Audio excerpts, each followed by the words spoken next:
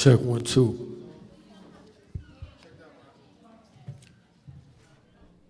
Check 1 2 1 2 1 2.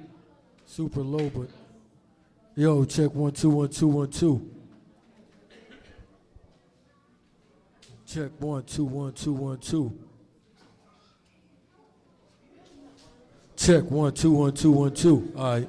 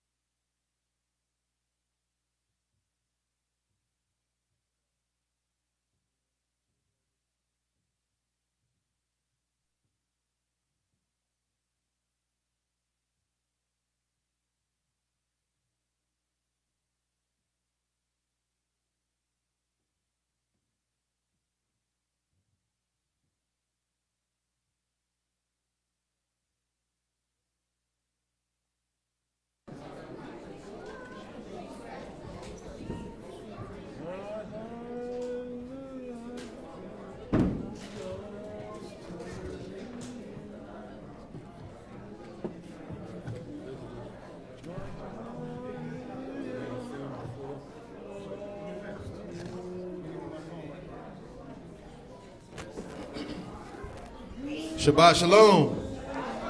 Shabbat shalom. How y'all feeling? With your hands? Elder Martin, shout out to Elder Martin. All right, so I do see a couple visitors in the building. Shalom, shalom, brothers. How y'all doing? If y'all wouldn't mind introducing yourself to the family, you know what I'm saying, one time.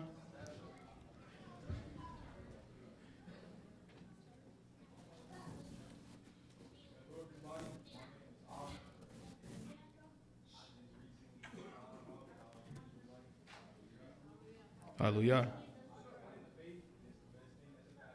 Hallelujah. Hallelujah. Welcome, welcome, welcome, welcome. I love that.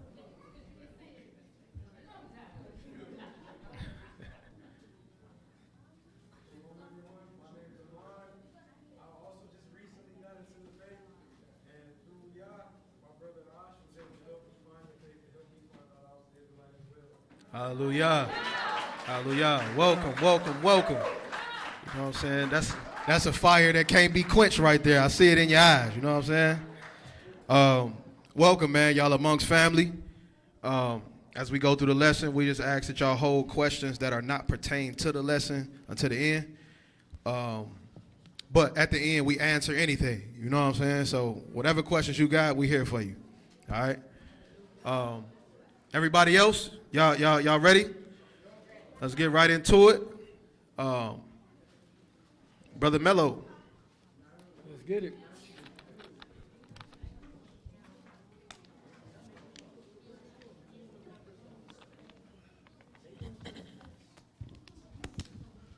Shabbat shalom. Shabbat shalom. All right. You know how we start? Couple questions for y'all. No tricks to it. They straightforward. How many people want to go to heaven?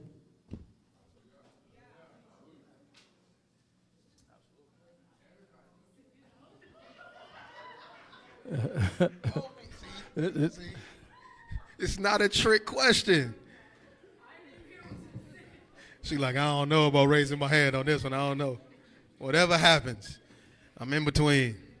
How many, you didn't hear? How many people want to go to heaven?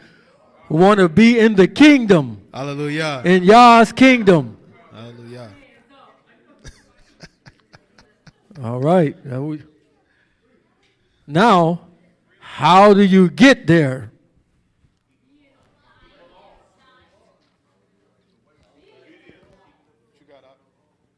What you got?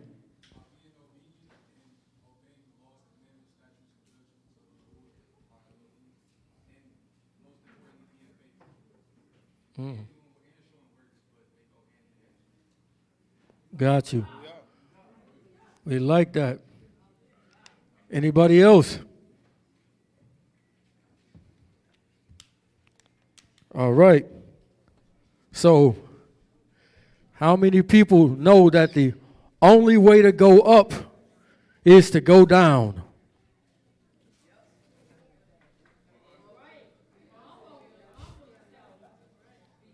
I was trying to see who face was like, what? The only way to go up is to go down. Y'all understand that?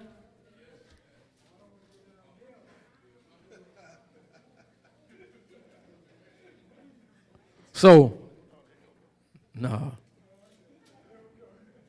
There is a law that works throughout the entire scriptures, throughout the entire history of beings. And it has a negative and a positive side to it. Most times we fall on the negative side of it. So we're going to go back today to an old joint that we done. It needs to be refreshed in a different way because it seemed like it's been forgotten. So we're going to go to the mother of sins. What is that, y'all? What is it? It's the sin that starts all other sins. It's the root to all the rest of them. Because I'm seeing it run rampant through the seed. It's bad. It looks really, really bad. And we supposed to know better.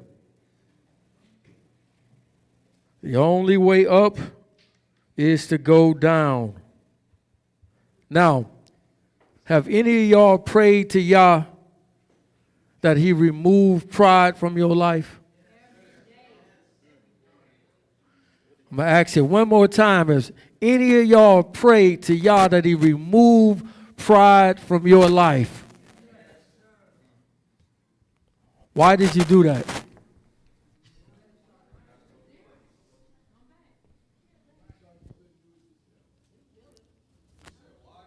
Yes, why did you pray that he remove the pride from your life?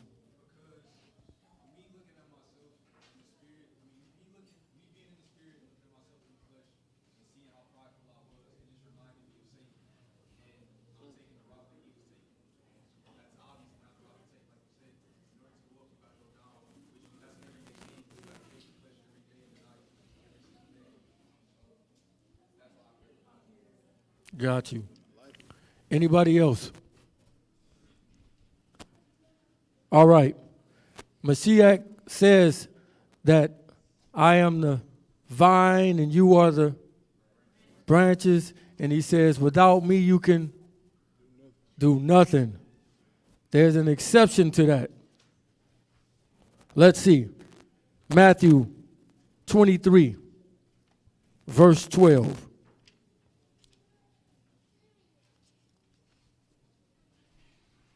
Matthew chapter 23 at verse 12. And whosoever shall exalt himself shall be abased. He shall be what? Abased. So whosoever shall do what? Exalt himself shall be abased. Read. And he that shall humble himself shall be exalted. And he that what? Humbles himself. So how do you get humbled? Read it again. Read it again. Whosoever shall exalt himself shall be abased. And he that shall humble himself. Who do it? Humble himself. Wait a minute. Who does it? Humble himself. So this is a choice of who doing it?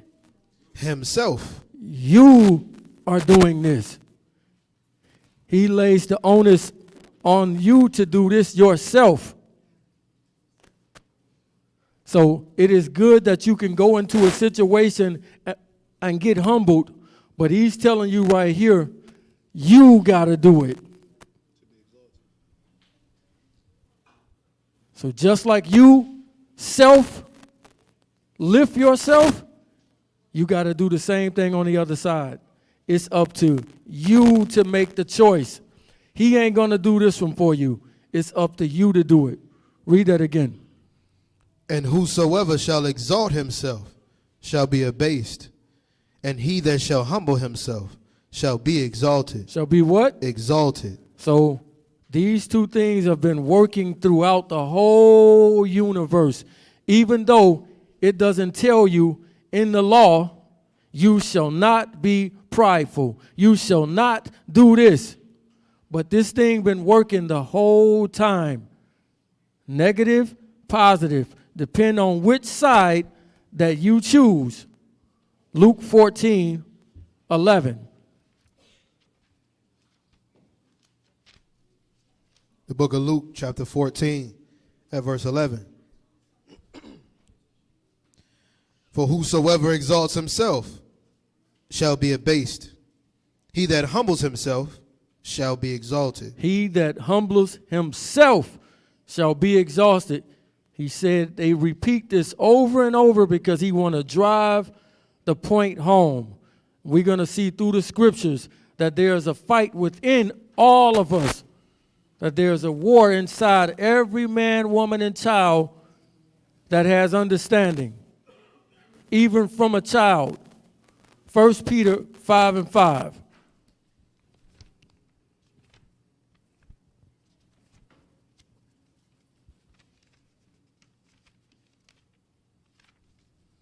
The book of 1 Peter, chapter 5, at verse 5. Likewise, you younger, submit yourselves unto the elder. Yea, all of you be subject one to another, and be clothed with humility. Clothed with what? Humility. He says be clothed with what? Humility. Now he's comparing this to putting on a garment, right? This means that it's something that you wear. So if we go into this word garment, it comes out to like an apron or something like an overall. Like, y'all know what an overall is? Kind of like a farmer's type of thing. Probably had to be born a little bit before some of these. Yeah. So he's telling you to put this on. That means you're wearing something. But what if you don't have the garment of humility on? What would you have on? And if you got the garment of pride on, you would be on the opposing team of Yah. Right? Read. For Elohim resist the proud. He do what? Resist the proud. That resist actually means to fight. Not resist, but actually fight against. So if you don't have the garment of humility, you automatically got the other garment on.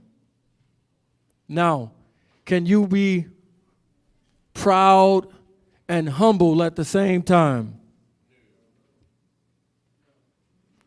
They don't exist together. They do not exist together. They do not get along. You cannot be one. You are either one or the other. Be real. In most of your life, which one are you? You can say it because he already know. What verse you at? That's verse 5. I can finish it up. Read. For Elohim resists the proud and gives grace to the humble. Do what? Gives grace to the humble. He gives grace to the humble. Read. Humble yourselves, therefore. Do what? Humble yourselves. Again, he puts the onus on who? You. You to do it. Not pray to me and I'm going to do it for you. It's telling you that you have to do it. It's your choice. Read. Humble yourselves, therefore, under the mighty hand of Elohim, that he may exalt you. That he what? That he may exalt you. That he may exalt you. So if you don't go down, you ain't going up. If you go up on your own, you're going to be what? Brought down. You're going to be brought down. So we're going to go all the way through many stories and show you the examples of how this works and how it's been working from the beginning. Why you have a war within yourself and your emotions drive you up a wall. James chapter 4, verse 10. So if you go up on your own, he going to bring you down. Absolutely. But if you go down on your own, he'll bring you up. Absolutely. Okay. James 4 and 10. Yes, sir. James chapter 4 and verse 10. Humble yourselves in the sight of Yahuwah. Do what? Humble yourselves in the sight of Yahuwah. Again, James come and reiterate the same thing. It's up to you to do it. Yah ain't going to do this for you. You got to make a choice.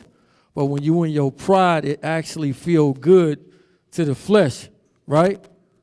It feel good to, as they would say, to cuss somebody out and let them know about themselves. But it ain't right. Read that again. Humble yourselves in the sight of Yahuwah, and he shall lift you up. And he will do what? And he shall lift you up. And he will lift you up. Deuteronomy 8, verse 2.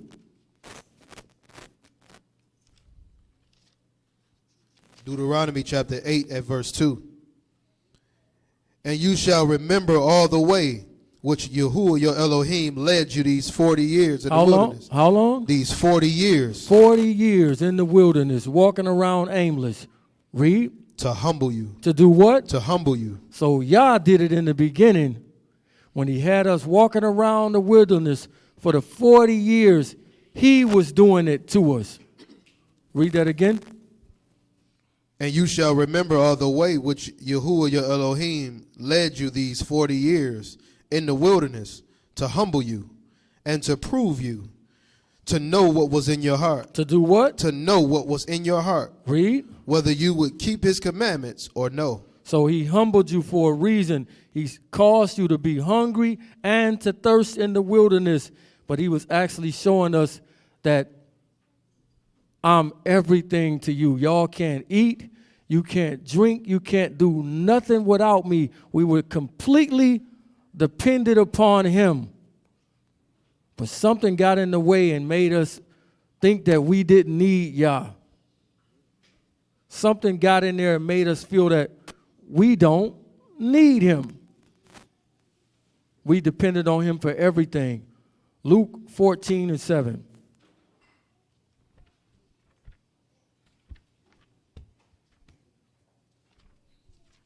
Luke chapter 14 At verse 7. And he put forth a parable to those which were bidden, when he marked how they chose out of the chief rooms, saying unto them, when you are bidden of any man to a wedding. So he's asking you, giving you a parable. When you get invited to a wedding, right? Read. Sit not down in the highest room. Do what? Sit not down in the highest room. He said, don't sit down in the highest room, or don't go and run and get the biggest chair, the nicest chair. Tell the truth. If you went, you looking for the best spot to sit, right? He's telling you, if you bid into a wedding, don't try to get the best place. Read. Lest a more honorable man than you be bidden of him. Lest what? A more honorable man than you be bidden of him. So if somebody come in with a higher stature than you, more cred to his name, and he come in and you in that seat. Read. And he that bade you and him come and say to you, give this man place. Do what? Give this man place. Get up out that seat. You shouldn't be sitting there. Read. And you begin with shame to take the lowest room. So how you going to feel when you went and sat somewhere that you knew you shouldn't have been sitting at in the first place? Now, let's think. We had the tabernacles, right? In the cabin. I wasn't there the first day. But did people consider waiting and letting the elder people pick the first place?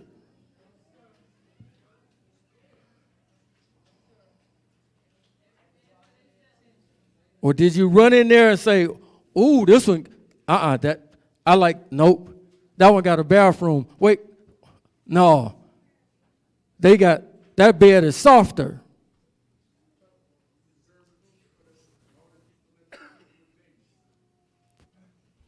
That's how it really worked.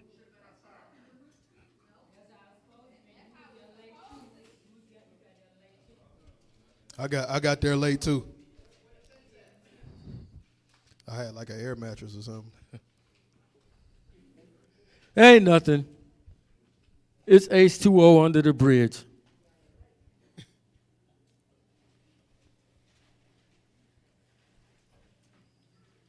Just throwing something out there so you'll consider the next time. Read that last verse again. And he that bade him come and say to you, give this man place, and you begin with shame to take the lowest room. You begin to do what? With shame to take the lowest room. But when you are bidden, go and sit in the lowest room. And when he that bade you come, he say unto you, friend, go up higher. Then shall you have worship in the presence of them that sit at meat with you. So this is not to promote one's self. It is to allow somebody else to do it for you. Y'all don't like people to boast on themselves. He wants somebody else to do it for you. So no self-promotion. Let's see this sin work from the original. Get me Ezekiel 28. Pick it up at verse 1.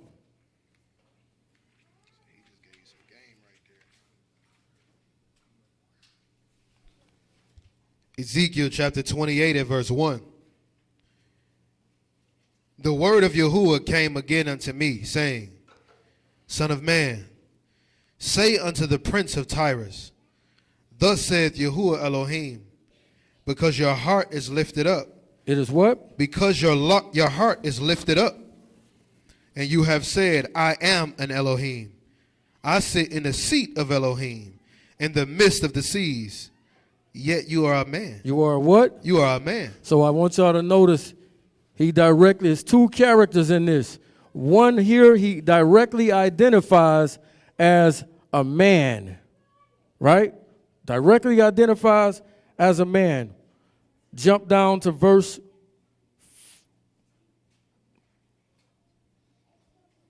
Jump down to verse 11.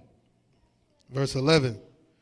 Moreover, the word of Yahuwah came unto me, saying, Son of man, take up a lamentation upon the king of Tyrus, and say unto him, Thus saith Yahuwah Elohim, You seal up the sum full of wisdom and perfect in beauty. He got wisdom and he's perfect in beauty. Read. You have been in Eden, the garden of Elohim. Every precious stone was your covering, the sardis, topaz, and the diamond, the beryl, the onyx, the jasper. Jump down to verse 17. Verse 17. Your heart was lifted up because of your beauty. Because of what? Your beauty. So because he was so beautiful, his heart was lifted up. Read. Your heart was lifted up because of your beauty. You have corrupted your wisdom by reason of all your brightness. He did what? Corrupted your wisdom by reason of all your brightness. I will cast you to the ground. I will do what? I will cast you to the ground. Notice his pride took him up, but where did it ended up at? On the ground. Going down to the ground. So let's see everything that puffed him up in the first place. Jump back to verse 12. Verse 12. Son of man, take up lamentation upon the king of Tyrus, and say unto him, Thus saith Yahuwah Elohim, You seal up the sum full of wisdom. So he seals up the sum. He's full of wisdom. Read. And perfect in beauty. Perfect in beauty. You have been in Eden, the garden of Elohim. Every precious stone was your covering, the sardis, topaz, the diamond. So he's covered in precious stones. He has wisdom, he's beautiful, and he's covered in precious stones. Read. The beryl, the onyx, the jasper, the sapphire, the emerald, carbuncle of gold and gold. The workmanship of your tabrets and of your pipes was prepared in you the day that you was created.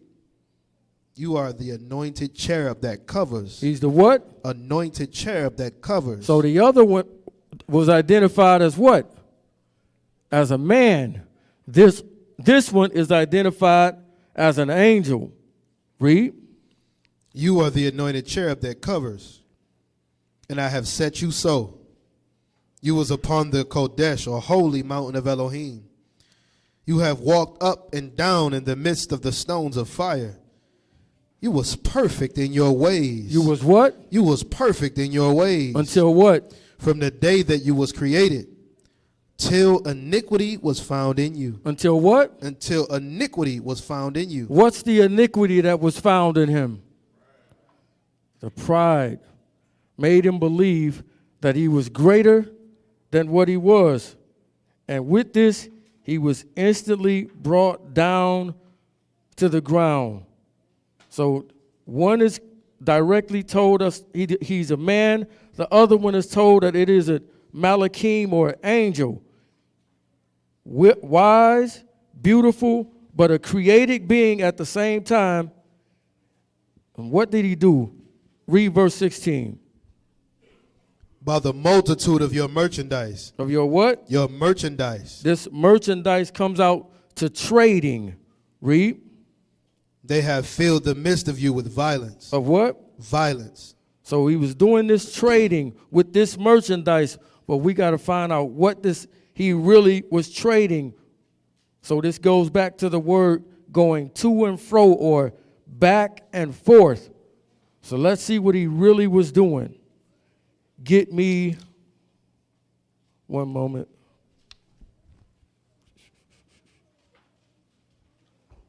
Get me Leviticus 19:16.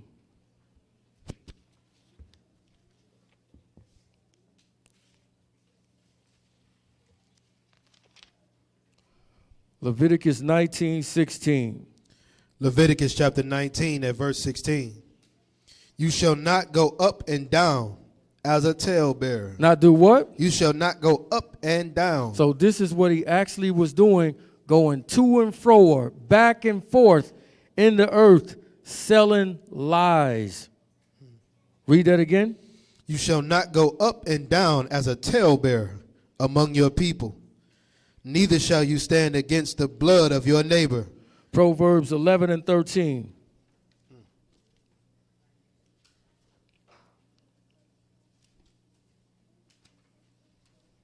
The book of Proverbs, chapter 11, at verse 13. A talebearer reveals secrets. He does what? A talebearer reveals secrets. Read. But he that is of a faithful ruach conceals the matter. So when somebody comes to you and tell you something in secret,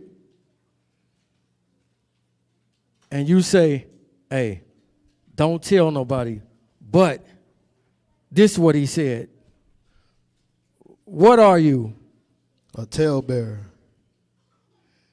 Who would you be working after? The adversary. I know nobody in here don't do that though, right? No, not nobody in here.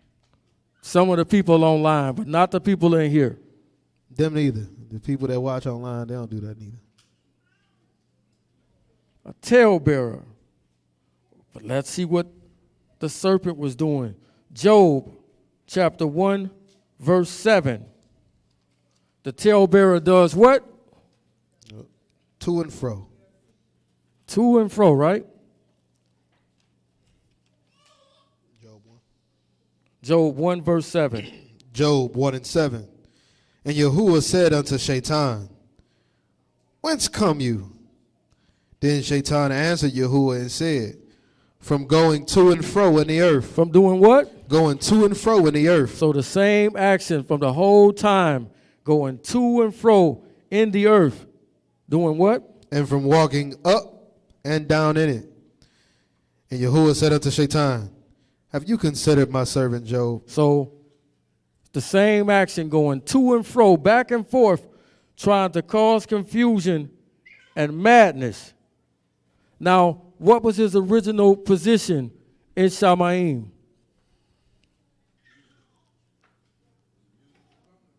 The anointed He was covering cherub. Say it again. The anointed covering cherub. And he was the most what? Beautiful. Beautiful. He was full of what? Music. Wisdom. That too. Said he was full of wisdom. He was beautiful. He's over congregations and everything. But guess what? It wasn't enough. It wasn't enough for him. What is enough?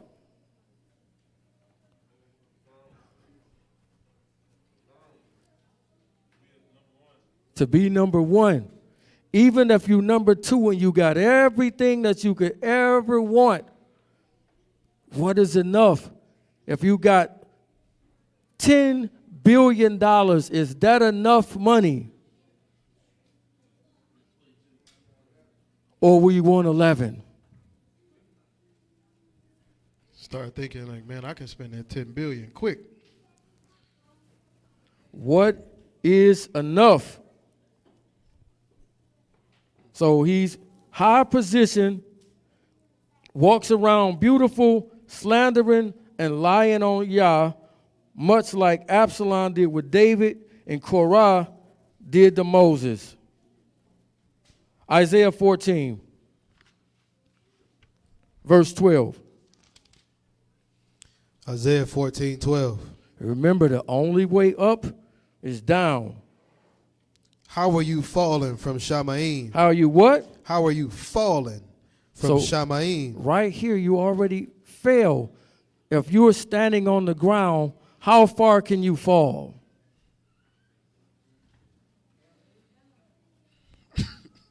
You already down. Read. How are you fallen from Shamaim, O Lucifer? That's a long fall right there. Fell from Shamaim. Read. How are you cut down to the ground? Cut down to where? To the ground, There you go again. Read. which did weaken the nations. For you have said in your heart, You said where? in your heart, He didn't even say it out loud, but Yah knows what's in where. in your He heart, knows what's in the heart. Read. you have said in your heart, I will ascend into Shamaim. I will exalt my throne above the stars. I will do what? I will exalt my throne. So it's two eyes so far. I will, then I will exalt my throne. But Mashiach says, whoever does what? Exalts himself Shall be what? be abased. Read. I will exalt. I have said in your heart, I will ascend into Shamaim. I will exalt my throne above the stars of Elohim. I will sit upon the mount of the congregation in the sides of the north. I will ascend above the heights of the clouds. I will be like the Most High. Notice whose will he's talking about. His own will, right? I will. Everything is I. I will. I will do this and I will do that. Read. Yet you shall be brought down. You shall be what? You shall be brought down. You shall be brought down. Read. To Sheol. To where? To Sheol or to hell. You're going to be brought down. So as a result, you were cast down from this beauty, from all this wisdom that he got. He has corrupted his own ways with his wisdom, which Yah actually gave you. Ezekiel 28, verse 1, 2, and 3 again.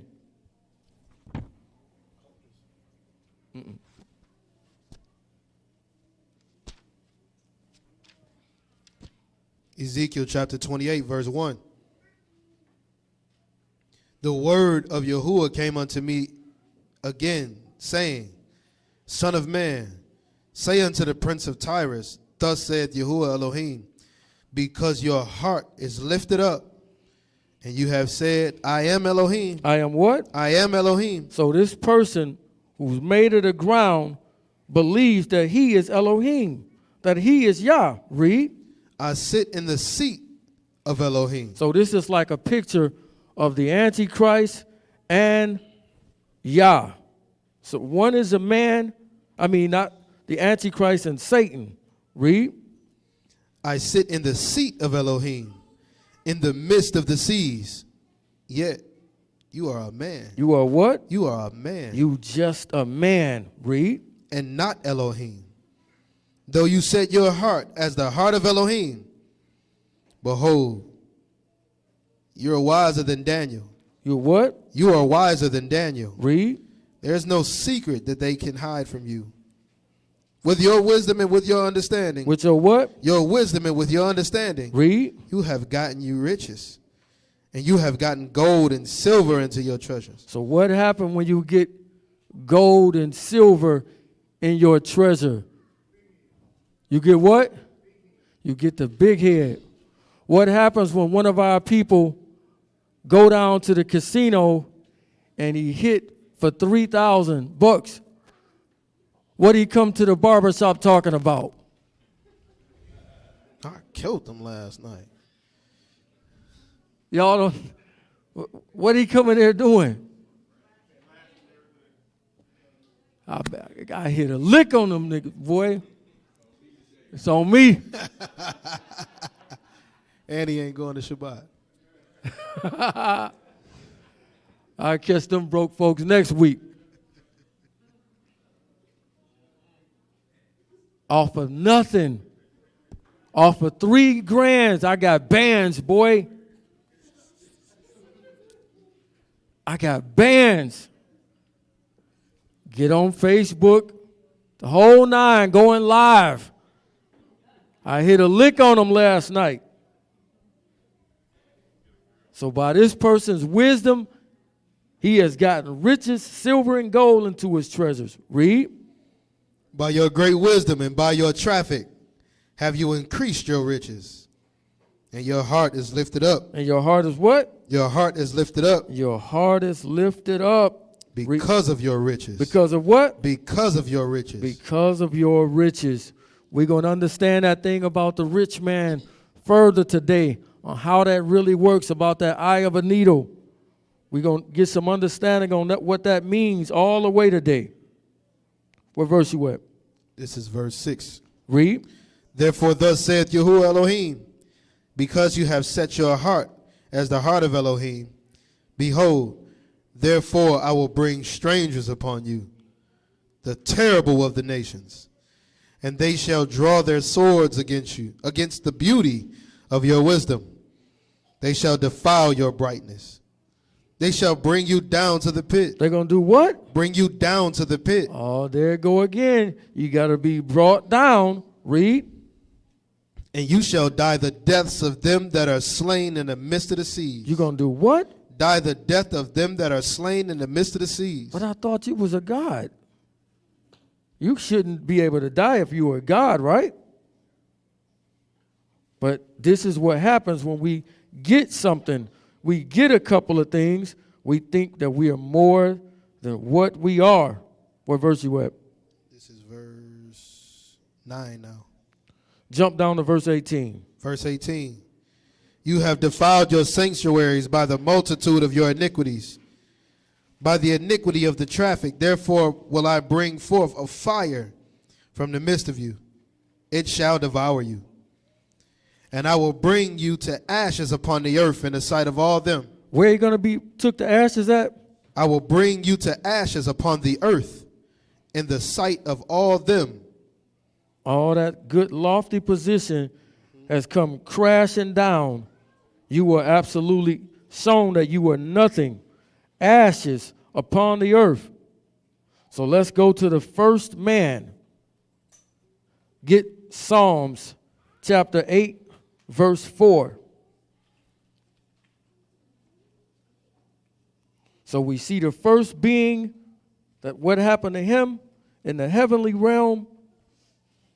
But let's go to the first man. Psalms chapter 8 and verse 4. Psalms chapter 8 and verse 4. What is man that you are mindful of him, and the son of man that you visit him? For you have made him a little lower. You have made him what? A little lower. What does that show you when it says that man is made a little lower?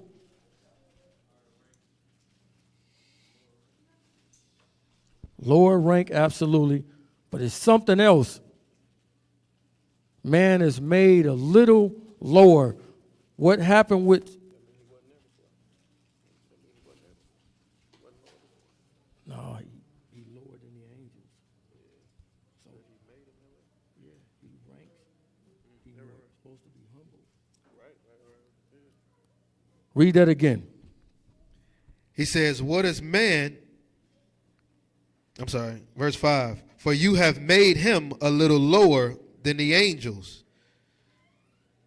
and crowned him with the esteem and honor. With what? With esteem and honor. So he is made lower than the angels. Now, were the angels made of dust from the ground? Who's made from the dust of the ground? Man is, right? So he said that I made you a little lower than the angels. Let's go to the first man. Genesis chapter 2, verse 7.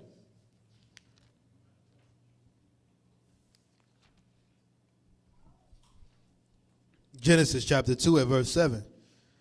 And Yahuwah Elohim formed man of the dust of the ground. He did what? Formed man from the dust of the ground. So did y'all just magically do this? He just thought it in his mind and man was formed? Or did he actually work to do this? Put some work in. He actually worked. So if you were to say, I'm a former man, what would you have to do with the ground? Could you stand straight up and do it? You got to do what?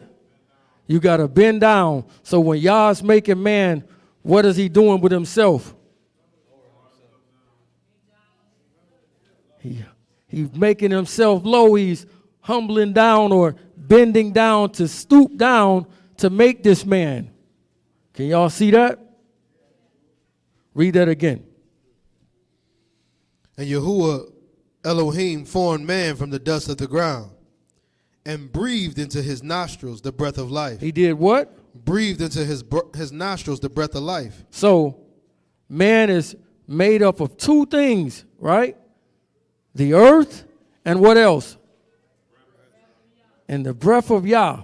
One thing is from below and one thing is from above, right?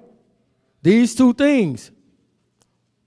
At this time, were these two things in opposition to each other? They wasn't. They worked in harmony. When Yah created Adam, he had no sin in him. He had nothing, no wrongdoing in him at all. So these two things were working in harmony at first. Genesis chapter 1, verse 27. Genesis 1:27. So Elohim created man of his own image. In the image of Elohim created he him. Male and female created he them. And Elohim increased them. And Elohim said unto them, be fruitful and multiply. Do what? Be fruitful and multiply. Read. And replenish the earth. And subdue it.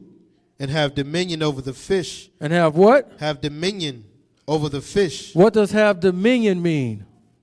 Rule. Have what? Rulership. So right now, Adam is the king of the world.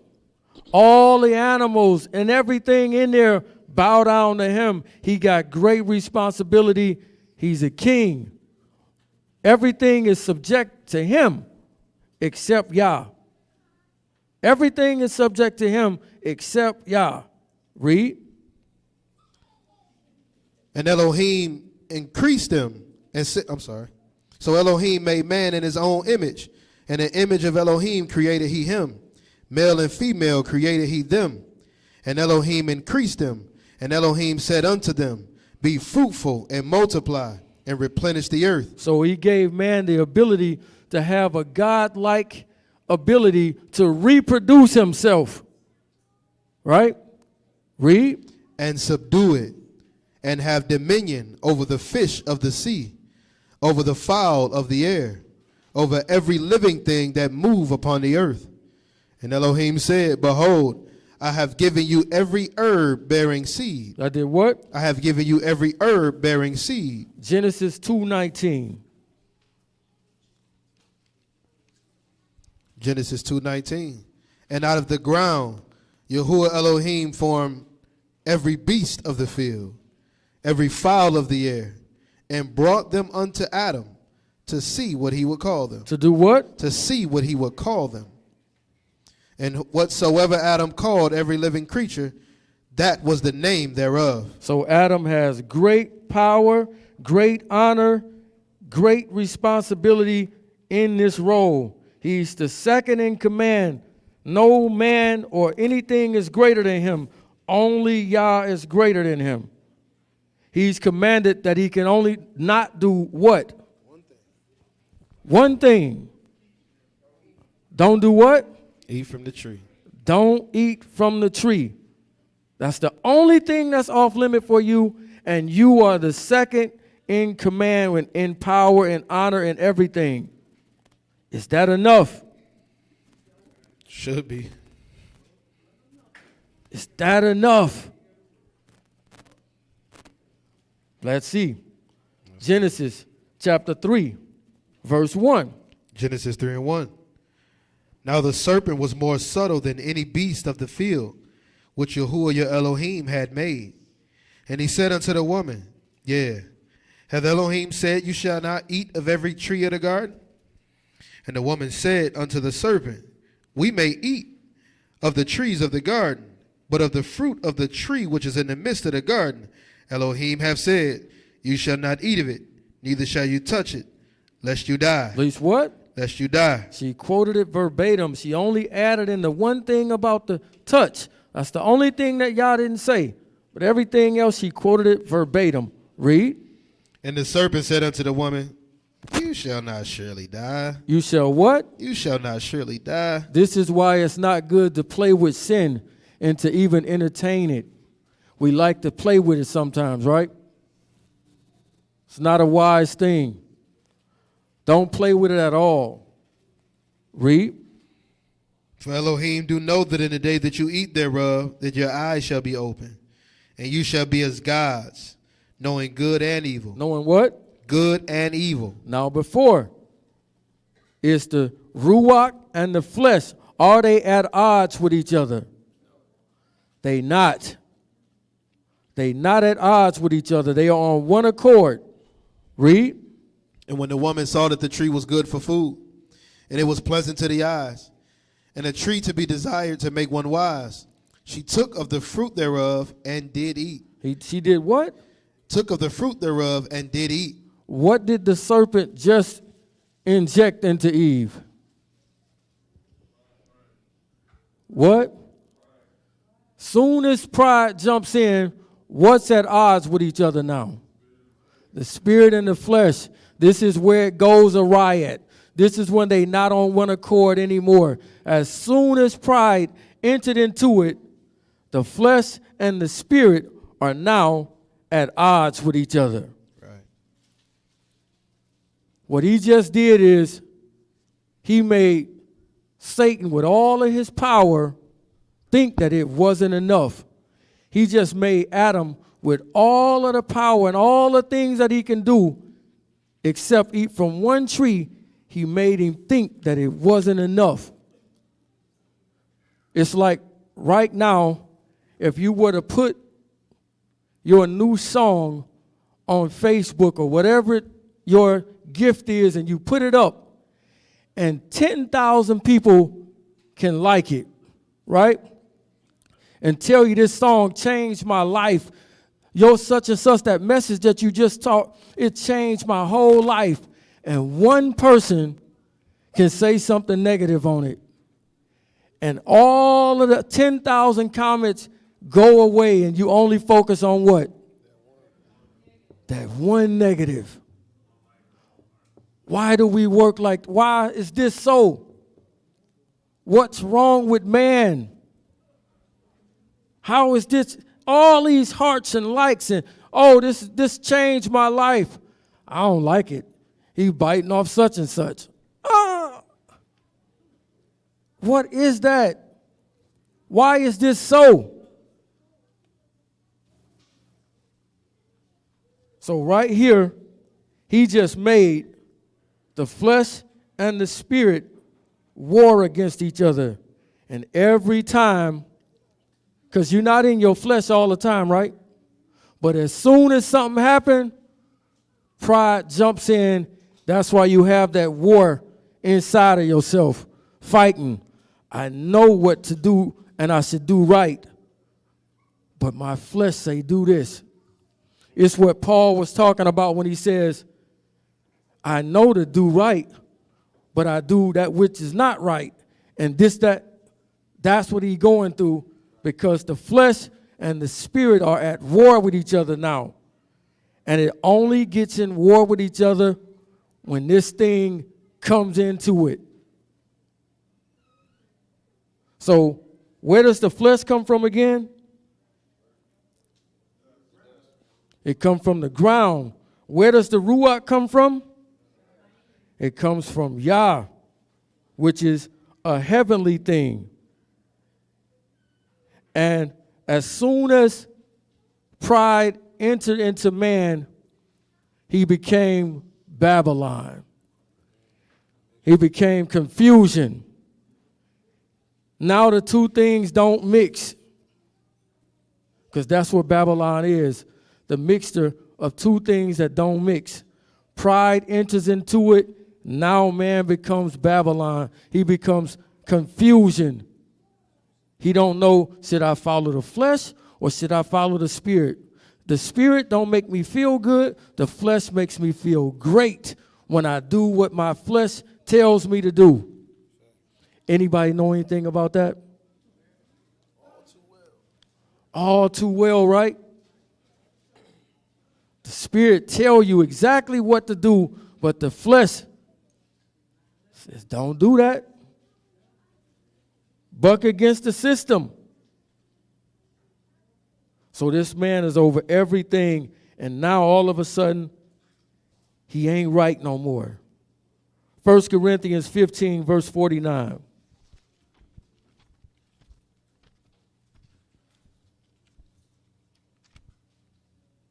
1 Corinthians 15:49. 1 Corinthians chapter 15 at verse 49. And so we have borne the image of the earthy. We shall also bear the image of the heavenly. Now this I say, brethren, that flesh and blood cannot inherit the kingdom of Elohim. Neither do corruption inherit incorruption. Neither what? Do corruption inherit incorruption. So it says flesh and blood cannot inherit the kingdom, right? Why does your flesh constantly want to take you high? Why does it constantly do this? Because it knows this actually got to go somewhere. And it actually wants to. Galatians 5, verse 16.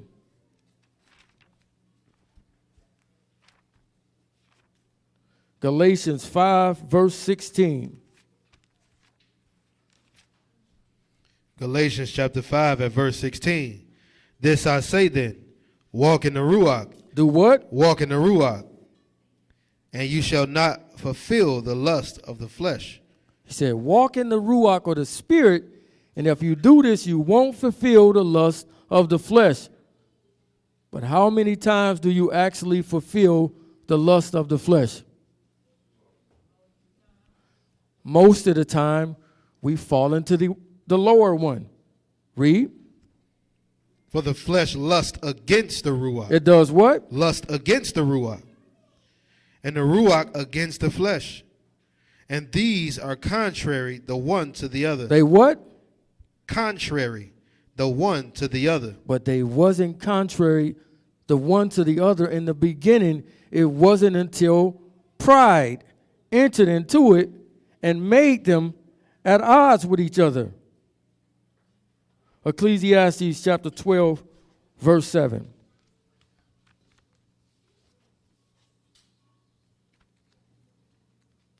The flesh's desire is to be made high. It is to exalt itself, to be better than everybody else. Ecclesiastes 12 and 7. Ecclesiastes chapter 12 at verse 7. Then shall the dust return to the earth as it was. It's going to do what? Return to the dust as it was. So as high as the flesh wants to take itself, it's got to do what? Then shall the dust return to the earth as it was. It's going right back down to the earth from which it was. Read. And the spirit or the Ruach shall return unto Elohim who gave it. So they go back to exactly where they came from. The flesh go back to the ground. Even though it wants to exalt itself, it's got to go back down, and the Ruach go back to Yah. So Adam got in his mind and he pictured in his head that I'm going to be a god. Genesis 3:19.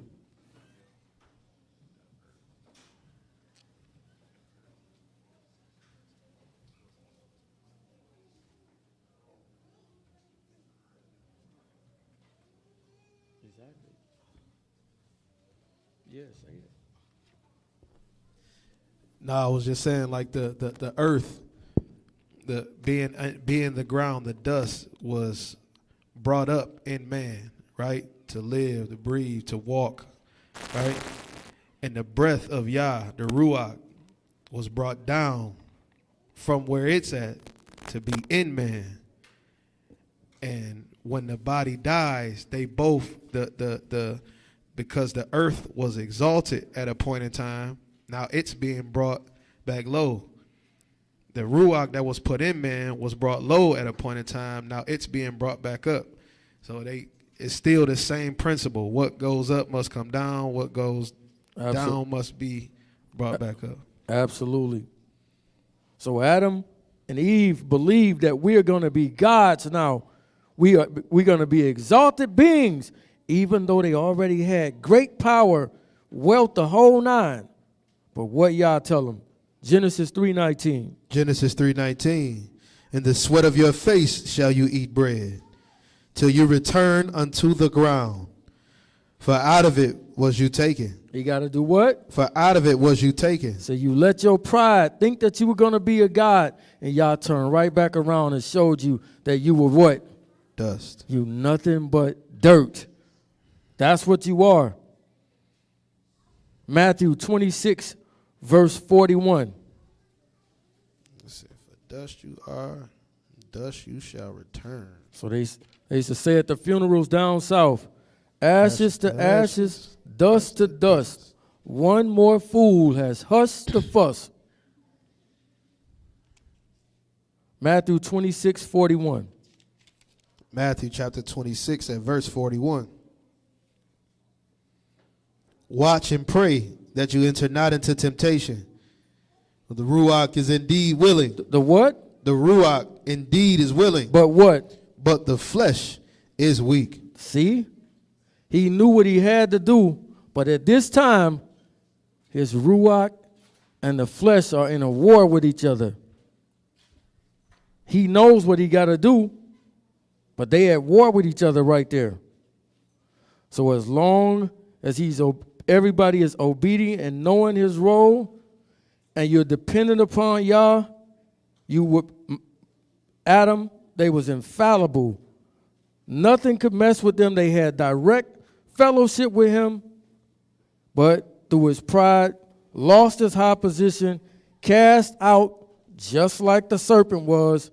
Now, when you think that you're more than what you are, you instantly become nothing. Now, all of a sudden, Adam can get sick. All of a sudden, it can be too hot for him. All of a sudden, it can be too cold for him. All of a sudden, dang, my tooth hurt. All of a sudden, oh, my knees. He becomes corrupt man. But before sin entered, he was perfect. Before pride came into him and he had to be humbled, none of these things could happen to him. He was the image of Yah until pride was injected into him. Genesis 11, verse 1. Genesis 11 and verse 1. And the whole earth was of one language and of one speech. And it came to pass as they journeyed from the east, they found a plain in the land of Shinar, and they dwelt there. And they said one to another, Go to, let us make brick and burn them thoroughly. And they had brick for stone, and slime had they for mortar. And they said, Go to, let us build a city, a tower, whose top may reach unto Shamayim. May reach where? Whose top may reach unto Shamayim. What are these people trying to do? They are trying to exalt themselves. And every time man exalts himself, what do y'all got to do to him? Got to abase you. I got to bring you down. He says if anybody climb up here any other way, he's a what? A thief and a robber. He's a thief and a robber. It's only one way to get there. It is to humble oneself. Read that verse again. And they said, Go to, let us build us a city, a tower whose top may reach unto Shamayim, and let us make us a name. Let us do what? Let us make us a name, lest we be scattered abroad upon the face of the whole earth. Let's be what? Lest we be scattered upon the face of the whole earth. So Yah told everybody, he gave everybody their portion of land. Y'all go here, y'all go here, y'all go here. They didn't want to do it. They wanted to exalt themselves and come up to be able to fight with Yah. Matthew 23 and 12.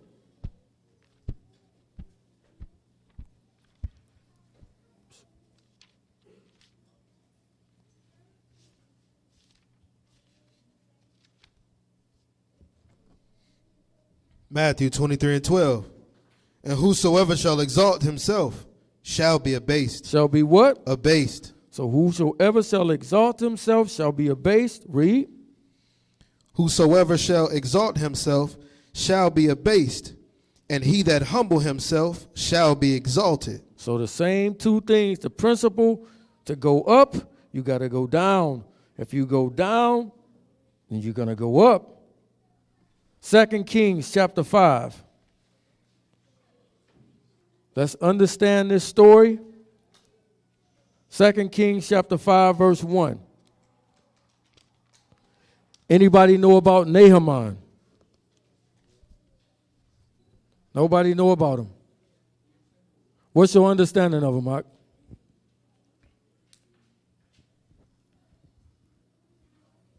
Got you?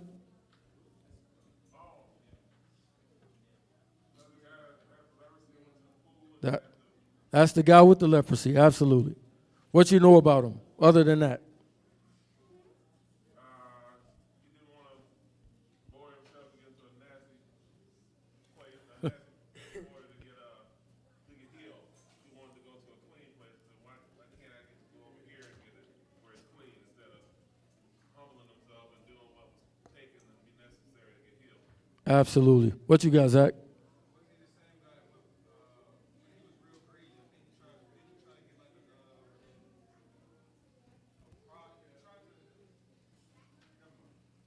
Okay. Pick it up. 2 Kings chapter 2, verse 5. 2 Kings. Chapter 5, verse 2, my bad. Chapter 5, verse 2. Y'all get that? Say hallelujah. Hallelujah. And the Syrians had gone out by companies. Matter of fact, my bad. Pick it up at verse 1. Verse 1. Now Naaman, captain of the host of the king of Syria. Somebody tell me what his name means. Pleasantness. His name means pleasantness. Read. Now Naaman, captain of the host of the king of Syria, was a great man with his master, and honorable, because by him Yahuwah had given deliverance unto Syria. He was also a mighty man in valor, but he was a leper. But he was what? A leper. So he's a mighty man in valor. He has great wealth. But the only thing is, he's a leper. Only thing, he's a leper. Read. And the Syrians had gone out by companies and had brought away captives out of the land of Israel, a little maid. And she waited on Naaman's wife. And she said unto her mistress, would Elohim, my master, were with the prophet that he is in Samaria? For he would recover him of his leprosy. And one went in and told his master, saying, thus and thus said the maid is of the land of Israel. And the king of Syria said, go, and I will send a letter unto the king of Israel. And he departed and took with him 10 talents of silver. He took what? 10 talents of silver. So I want you to see what he's taking with him. As he's coming to get cured from his leprosy, he takes 10 talents of silver. Read. And 6,000 pieces of gold. How much? 6,000 pieces of gold. So he got 10 talents of silver and 6,000 pieces of gold. How much y'all think this is weight and worth? A lot. What do you think he's bringing all of this money for?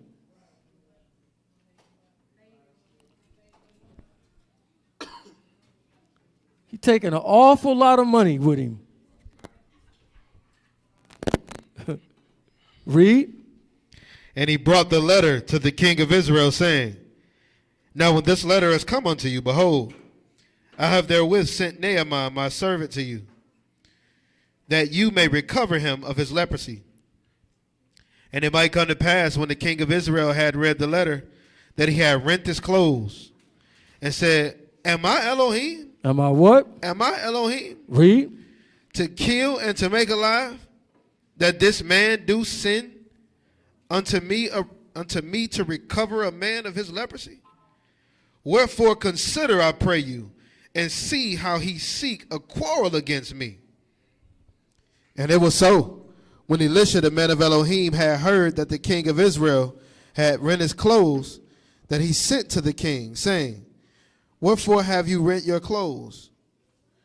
let him come now to me, and he shall know that there is a prophet in Israel. Read. So Naaman came with his house and with his chariot and stood in the door of the house of Elisha. So he gets to Elisha's house. Read. And Elisha sent a messenger unto him, saying, So Elisha didn't come out to him himself.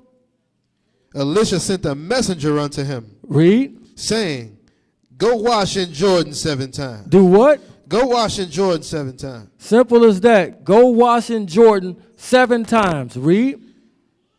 Go wash in Jordan 7 times, and your flesh shall come again to you, and you shall be clean. What does his name mean again? Pleasantness. Pleasantness. Read.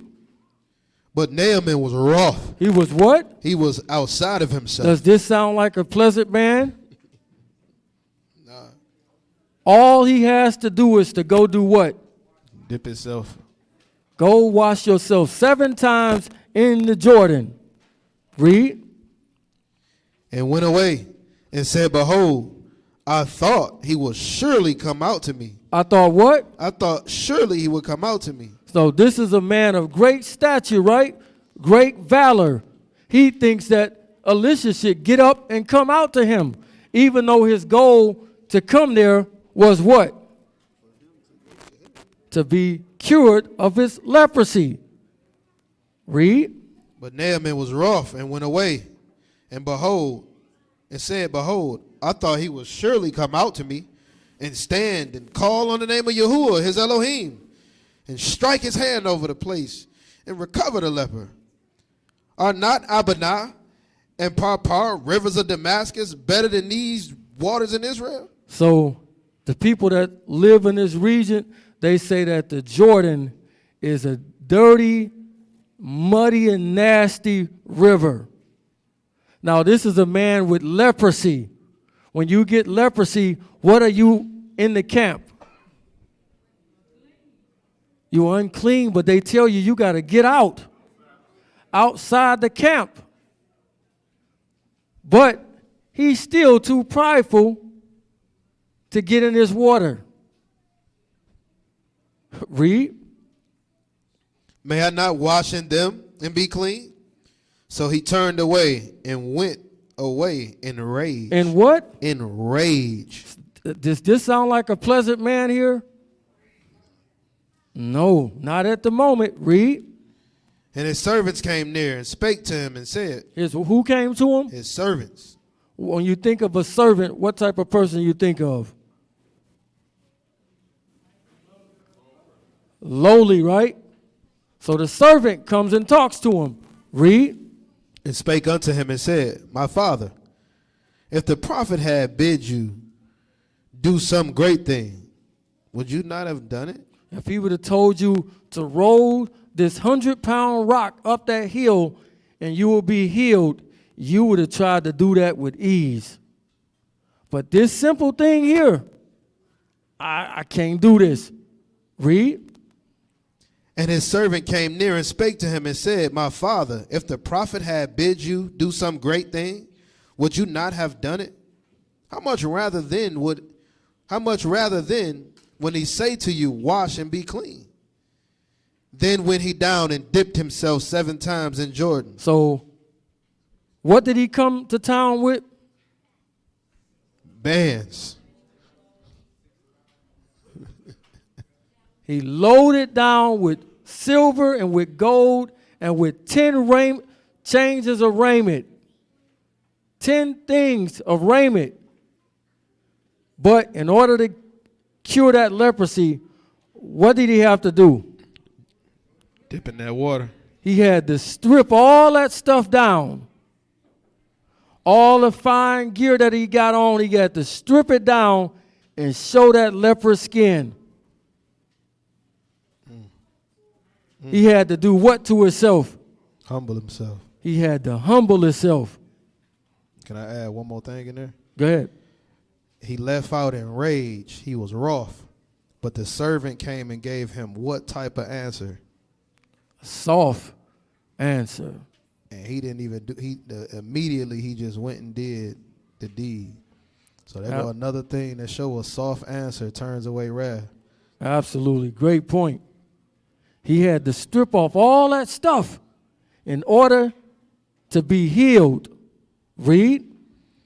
Then went he down and dipped himself 7 times in Jordan, according to the saying of the man of Elohim.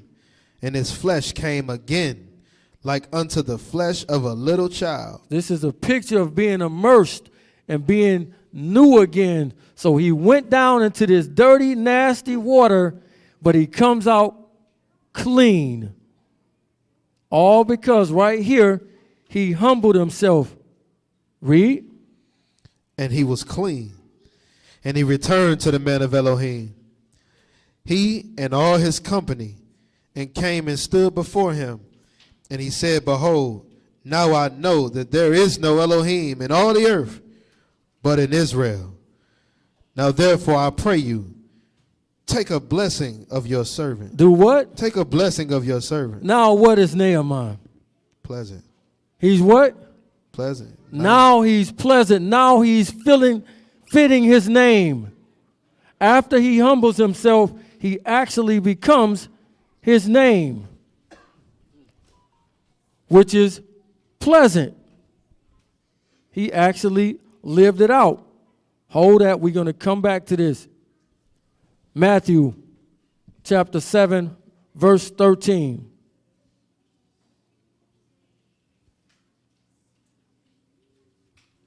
Matthew chapter 7 and verse 13. Matthew 7:13. Enter you in at the straight gate. What kind of gate? The straight gate. Read. For wide is the gate, and broad is the way that leads to destruction, and many there be which go in thereat.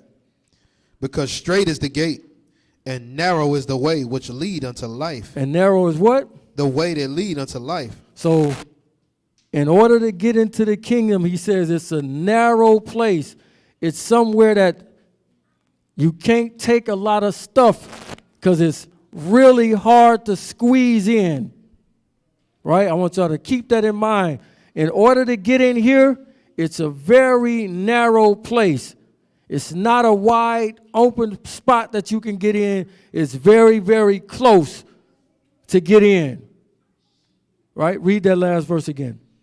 Enter you in at the straight gate, for wide is the gate, broad is the way that lead to destruction, and many there be which go in thereat.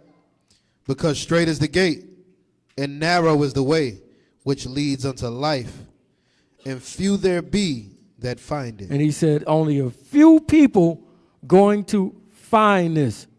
Luke chapter 18, verse 18. So it's a narrow hole or door to get in. Very, very small. Luke 18:18. Luke chapter 18 and verse 18. And a certain ruler asked him, saying, Good master, what shall I do to inherit eternal life? And Yeshua said unto him, Why call you me good? None is good except one, that is Elohim. Don't try to butter me up. Read. You know the commandments. Do not commit adultery. Do not kill. Do not steal. Do not bear false witness. Honor your father and your mother. And he said, All these have I kept from my youth up. So he just acknowledged, I keep the commandments. Trav said something in his lesson maybe a couple weeks back.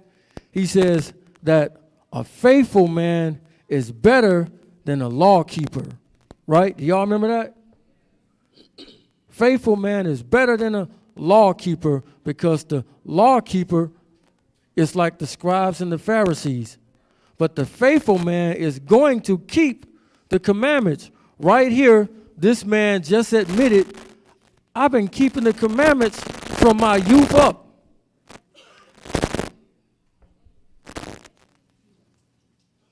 I've been keeping them since I was a child. Read. You know the commandments. Do not commit adultery. Do not kill. Do not steal. Do not bear false witness. Honor your father and your mother. And he said, All these have I kept from my youth up. I've been doing that since I was a boy. What? Read.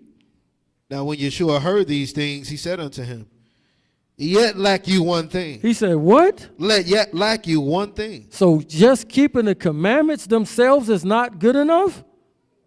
Oh, you lacking something. He said, but you've been keeping these commandments your whole life, but you lacking something. Read. Sell all that you have. Distribute it unto the poor. Do what? Distribute it unto the poor. Take all that stuff that you got and give it to the poor. Read. And you shall have treasure. And come, follow me. And you shall have treasure where? In Shamaim. You shall have treasure in Shamaim. Come and follow me. My bad. Let's see what he say.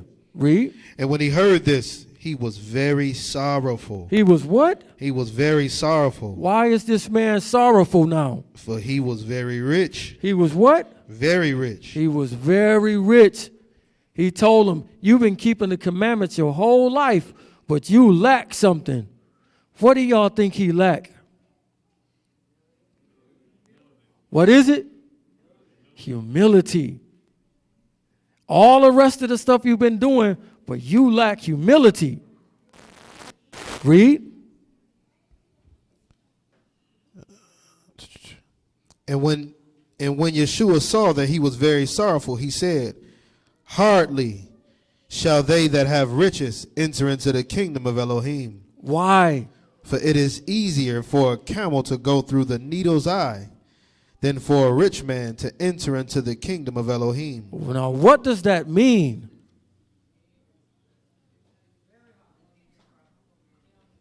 When Nehemiah went there with all that stuff, what did he have to do to get in that river? He had to be willing to take it all off. He had to what? He had to be willing to take it all off. He had to be willing to take all of that stuff off. He came as if I'm going to buy my way in. So I'm bringing this silver and this gold with me, this change of garments, as if I'm going to buy myself clean as a picture of getting in the kingdom. But in order to get in, he had to take off all that stuff. So Yah is telling us right here, it's your stuff that's going to keep you back. The more stuff you get, the more pride that you have. Read that last verse again.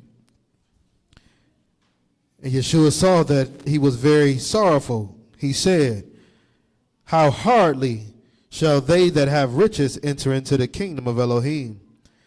For it is easier for a camel to go through the needle's eye than for a rich man to enter into the kingdom of Elohim.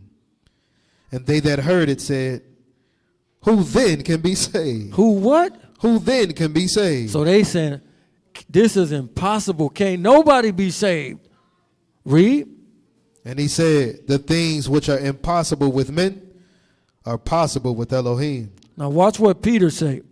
Then Peter said, lo, we have left all. We did what? We have left all. We stripped off everything. Read. And followed you. And did what? And followed you. And followed you. So what he's telling the rich man is, all that stuff that you got to take it off, because he told you, for straight is what? The way. Straight is the gate. And they that enter in is few, because it is what? It is narrow. So if you come with all of your stuff on you, how do you get through the narrow hole? You won't be able to do it.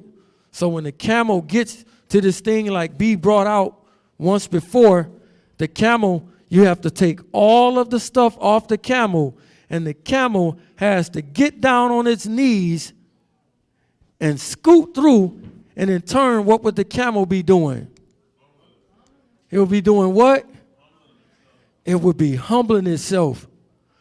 The same principle over and over and over again. This is why the rich man can't get in, because his stuff, he's attached to his stuff. Let's take it even deeper. He's attached to the things, and I can't let my stuff go.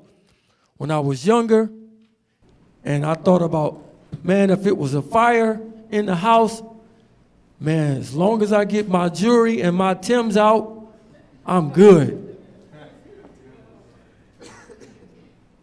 I just want my Timbs and my jewelry. See how stupid that is?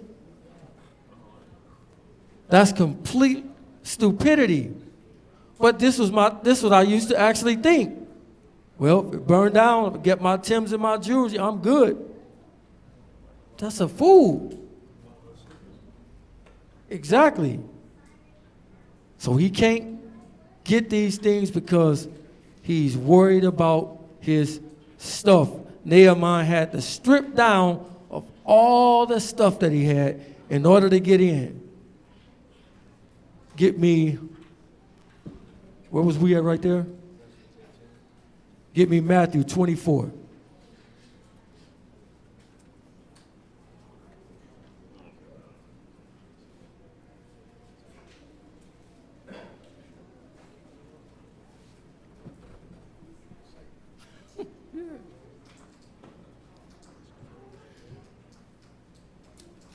Matthew 24:16.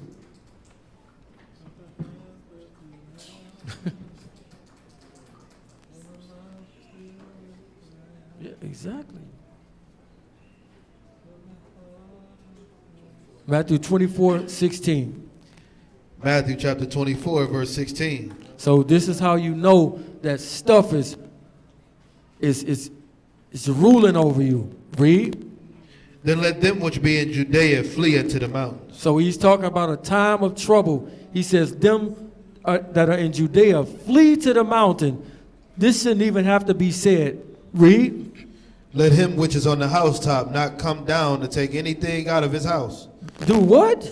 Let him which is on the housetop not come down to take anything out of his house. Why does he got to tell you don't come down and take nothing out the house?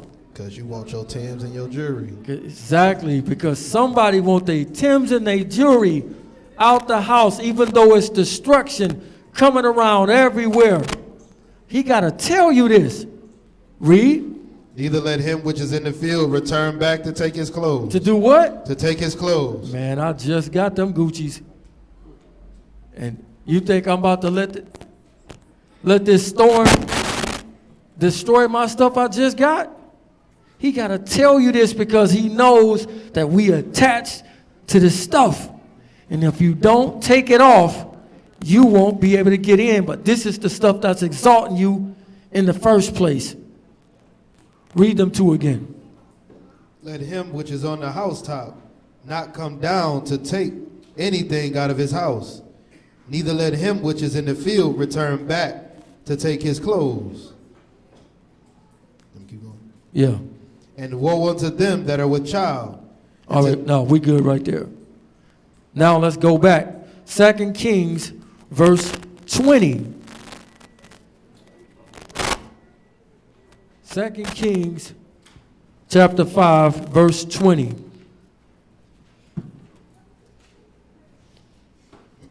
Second Kings chapter, turn 2 about. 2 Kings chapter 5 at verse 20. But Gehazi, the servant of Elisha, the man of Elohim, said, behold, my master spared Nehemiah. Now remember, Elisha didn't want anything, right? He didn't want nothing from him. Read. And he lighted down from the chariot to meet him and said, is all well? Is what? Is all well? Yo, you good? Read. And he said, all is well. You know, my master sent me saying, behold, even now there be come to me from Mount Ephraim. What is this he doing? Lying. He telling a lie. Read. Bold face. Even now there come to me from Mount Ephraim 2 young men of the sons of the prophets. Give them, I pray you, a talent of silver and 2 changes of garments. And Naaman said, be content. Take 2 talents. Oh, Naaman is living up to his name again. He's pleasant. Here, take 2 talents. I'm going to give you more than what you asked for. Read. And he urged him, and bound 2 talents of silver in 2 bags, with 2 changes of garments, and laid them upon 2 of his servants, and they bare them before him. And when he came to the tower, he took from their hand and bestowed them in the house. And did what? He took it from their hand and bestowed them in the house. Read. And he let the men go, and they departed. Yeah, y'all go ahead up out of here. That's all I needed y'all for. But he went in, and he didn't even get him a talent of silver to split or nothing. But he went in and stood before his master. And Elisha said unto him, Whence came you, Gehazi? Where are you coming from? Read. And he said, Oh, man, I ain't been nowhere. I ain't going nowhere. Read. And he said unto him, Went not my heart with you? You think my heart ain't go with you? Read. When the man turned again from his chariot to meet you? Is it a time to receive money and to receive garments? Now, this is all of the stuff that he's going to buy with the money that he just got. Listen how much stuff it is. And olive yards and vineyards and sheep and oxen and men servants and maid servants? The leprosy therefore of Naaman shall cleave unto you. So the same leprosy that was on Naaman is also just jumped on to Gehazi. Now let's look at Gehazi's name. First one is H1522, Valley of Vision, origin apparently from 1516. Valley, steep valley, narrow gorge. It's a narrow place. Then it says origin probably from the same root as 1466. What does that say, Art? Pride. It says pride, a lifting up. So Gehazi's name go back to what? Exaltation, pride. One of the men humbled himself, which is Naaman, and he was cured. The other one was a servant. But the stuff, he lied. Now the same thing that Naaman had is now on him and his children for how long? Ever. Forever. He just caused his whole family to be lepers forever. All his seeds after him are lepers. And he still let them get the stuff. Because you exalted yourself with getting all this stuff. Here, let me abase you. Just like my man's was. It's crazy. Yep, everything turned around on him. All switched up on him quick. Get me Genesis 13, verse 1 and 2. Genesis 13, chapter 13, verse 1. Now Abram went up out of Egypt, he and his wife, and all that he had, and Lot with him into the south. And Abram was very rich in cattle. He was what? Very rich in cattle. So he's very rich in cattle, read. In silver and in gold. So he has cattle, silver, and gold. It says he's very rich in these things. This should mean Abraham is a powerful man, right? Because he got all the stuff. But he wasn't. Jump down to verse 7. Verse 7. And there was strife between the herdmen of Abram's cattle. There was what? Strife between the herdmen of Abram's cattle. Proverbs 13:10 says, only by pride comes what? Contention. Contention or strife. So right here, pride is in the mix of this right here, right? Read. And there was strife between herdmen of Abram's cattle and the herdmen of Lot's cattle. And the Canaanite and the Perizzite dwelled then in the land. And Abram said unto Lot, let there be no strife, I pray you, between me and you. What did he just do? Soft answer. Let there be no strife between me and you, and between my herdmen and your herdmen, for we be brethren. For we what? We be brethren. For we be brethren, even though he's his nephew. Read. Is not the whole land before you? Separate yourself. I pray you from me. If you will take the left, then I will go to the right. If you what? If you will take the left hand, then I will go to the right. Wait a minute. I'm Abraham, the elder the guy. You my little nephew. I'm not going to give you first dibs. I'm going to pick first, and then I'm going to give you what's left over. Read. If you take the left hand, then I will go to the right. Or if you depart to the right hand, then I go to the left. And Lot lifted up his eyes and beheld all the plain of Jordan, that it was well watered. It was what? Well watered. It was full of greenery. It was beautiful. Now, to the eye, Lot just made a grave mistake. Because he picked this, because he looked at it and saw it. Oh, it's beautiful up there. So you know he picked the best one for himself. What type of act is this that Abraham is doing? What is it? A humble act, right? Because he deserves first dibs. Read. It was well watered everywhere, before Elohim destroyed Sodom and Gomorrah, even as the garden of Yahuwah, like the land of Egypt, as you come to Zoar. Then Lot chose him all the plain of Jordan. He did what? Lot chose him all the plain of Jordan. He was greedy. I want the full thing. He chose the whole plain. Read. And Lot journeyed east, and they separated themselves the one from the other. Abram dwelled in the land of Canaan, and Lot dwelled in the cities of the plain, and pitched his tent toward Sodom. But the men of Sodom were wicked and sinners before Yahuwah exceedingly. How? Exceedingly. So Lot made this choice because he thought it was beautiful and green, but this was a bad choice because he moved into where the most wickedest people on the earth live. Read. And Yahuwah said unto Abram, after that Lot was separated from him, lift up now your eyes. Do what? Lift up now your eyes. Read. And look from the place where you are northward, southward, eastward, westward. For all the land which you see, to you I'm going to give it. So right after Abraham humbles himself to his nephew and give him first dibs, what do y'all turn right back around and give him? The land back. All of the land.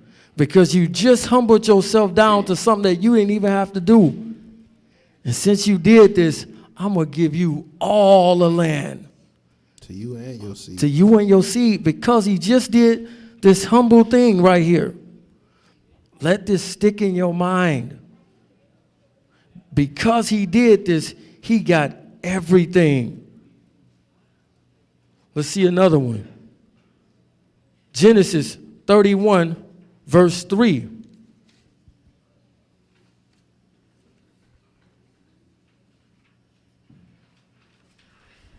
Genesis 31:3.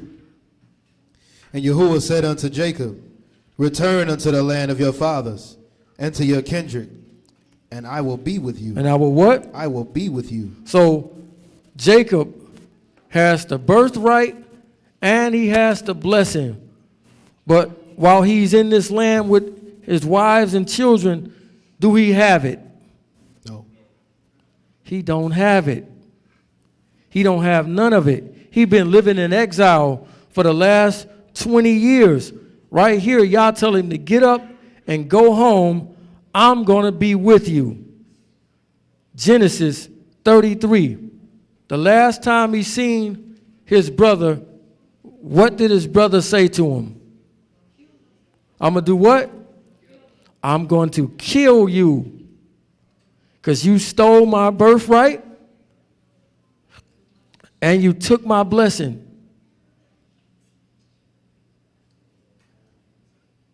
Genesis 33, verse 1.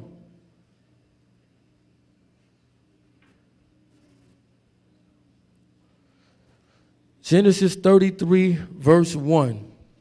Genesis 33:1. And Jacob lifted up his eyes and looked, and behold, Esau came, and with him 400 men, And he divided the children unto Leah and unto Rachel. What does Jacob think is about to happen to him? Wow. He think he about to get killed. About to go to war. Yeah. Read. And unto Rachel and unto the two handmaids. And he put the handmaids and their children foremost, and Leah and her children after, and Rachel and Joseph Hey, hold hindermost. on. This boy terrible. Hey, Yeah, see, Leah them- was hated. I tried to tell you. They're my handmaid children. I can put them in the front. Yeah. Yeah, I put them in the front, and Rachel my favorite, so I'm gonna get them back there. Man, that's terrible.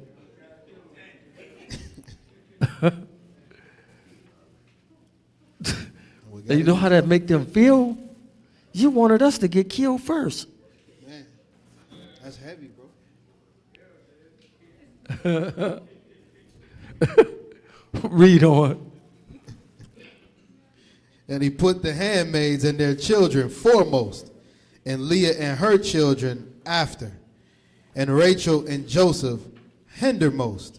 And he passed over before them, and bowed himself to the ground. He did what? And bowed himself to the ground, What is Jacob doing? humbling himself Read. 7 times, until he came near to his brother.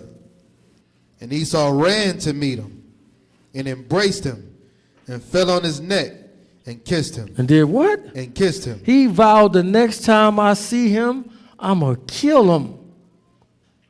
But the book says, when a man's ways please Yah, even his enemies will be at peace with him. So this man just bowed himself down to what's rightfully his now. And Esau falls on him and kisses him. Read. And he lifted up his eyes, and saw the women and the children, and said, who was there with you? And he said, the children which Elohim have graciously given your servant. Then the handmaids came near, they and their children, and they bowed themselves. They did what? They bowed themselves. They are humbling themselves as well. So all of them, now Jacob is free to go into the land without his brother being on his back, without being afraid that his brother is going to kill him, because he humbled himself. And Yah told him, I'm going to be with you. But let's see the two extremes. Let's get Isaiah 14:12 again. And the company normally follows the lead of the leader. So when he went and became humble, everybody else felt the need to be humble too.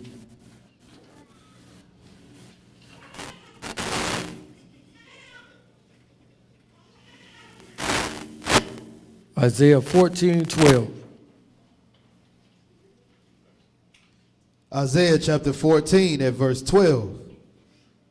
How are you fallen from Shamaim, O Lucifer, son of the morning? How are you cut down to the ground, which did weaken the nations? For you have said in your heart, I will ascend into Shamaim. I will exalt my throne above the stars of Elohim. I will sit also upon the mount of the congregation in the sides of the north.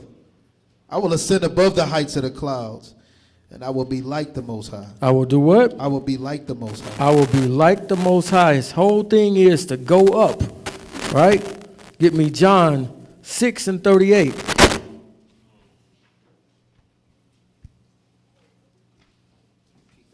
And he says, you can drop it. He says, I will.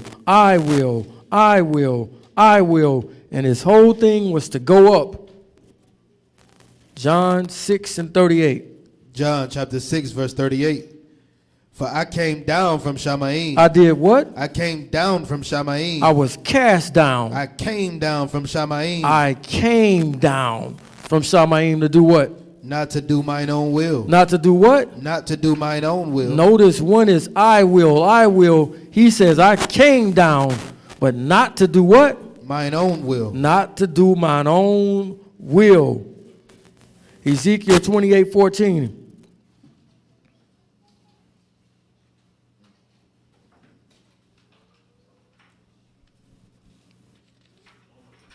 Ezekiel 28:14.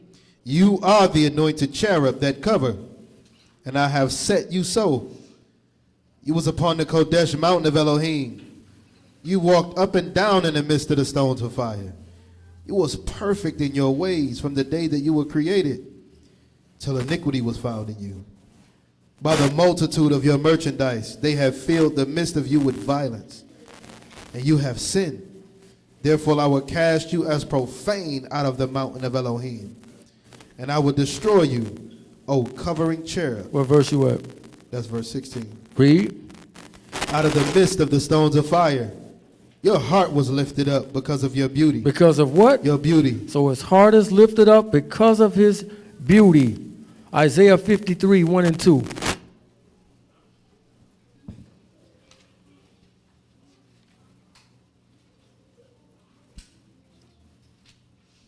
Isaiah 53:1. Who have believed our report, and to whom is the arm of Yahuwah revealed? For he shall grow up before him as a tender plant, and as a root out of dry ground. He have no form or comeliness. Or no what? He have no form or comeliness. When we shall see him, there is no beauty. There's what? There is no beauty. Y'all see the difference? Yes, One sir. says, I will go up. The other one says, I'm coming down not to do what? My own will. He put his own will off. Then the one is exalted in his heart because he is beautiful. This one, it says, when we see him, we won't desire him because there is no beauty in him. Complete contrast in both. Matthew 11 and 28.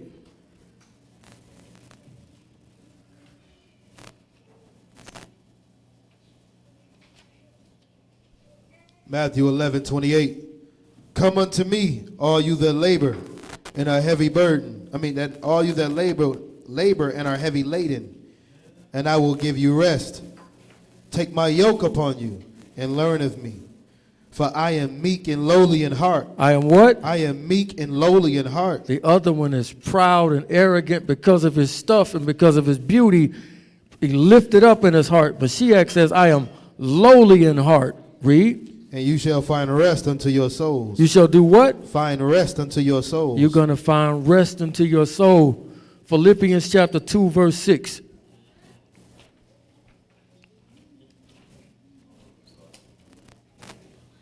Yes, sir. Philippians 2 and 6. Who, being in the form of Elohim, thought it not a robbery to be equal with Elohim, but made himself of no reputation. Of what? Made himself of no reputation. So he put off all of the glory that he had with Yah from the beginning. He was the king. He's the creator of the world. Where was Mashiach born at? And where? Which Mashiach? In a what? A manger. What is that? In a stall where animals is at. Right. How do you think it smelled in there? Awful. So the king of the world was born where? Wait a minute. Surely y'all let him be born in the nicest, cleanest hospital that you can imagine, where everybody got on the white and the fluffy shoes. Where was this man born at again?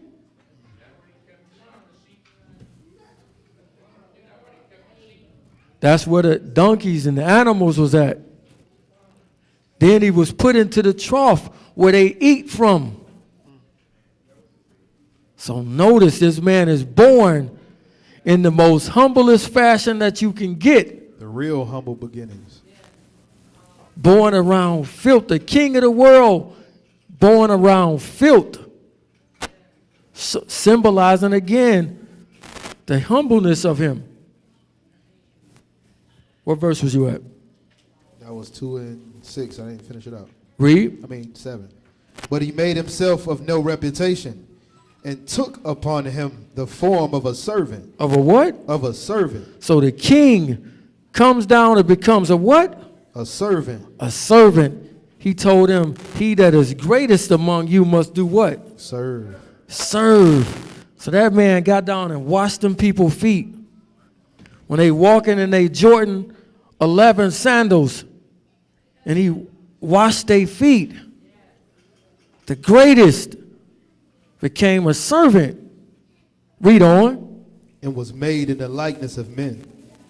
And being found in fashion as a man, he humbled himself. He did what? He humbled himself. Read. And became obedient unto death, even the death of the stake. Even the death of the stake. What verse you at?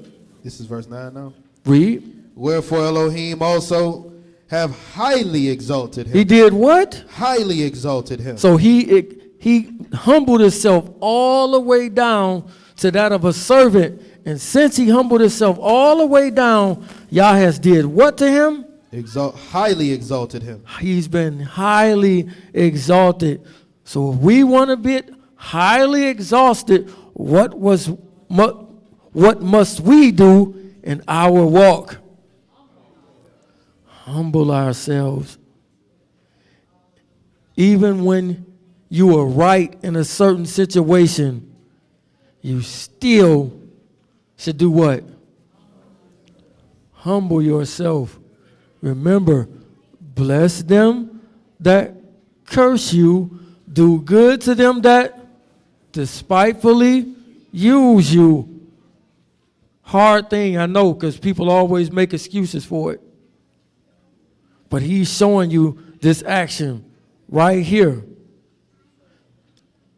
I wonder how the Antichrist gonna be. Give me Daniel 11 and 36.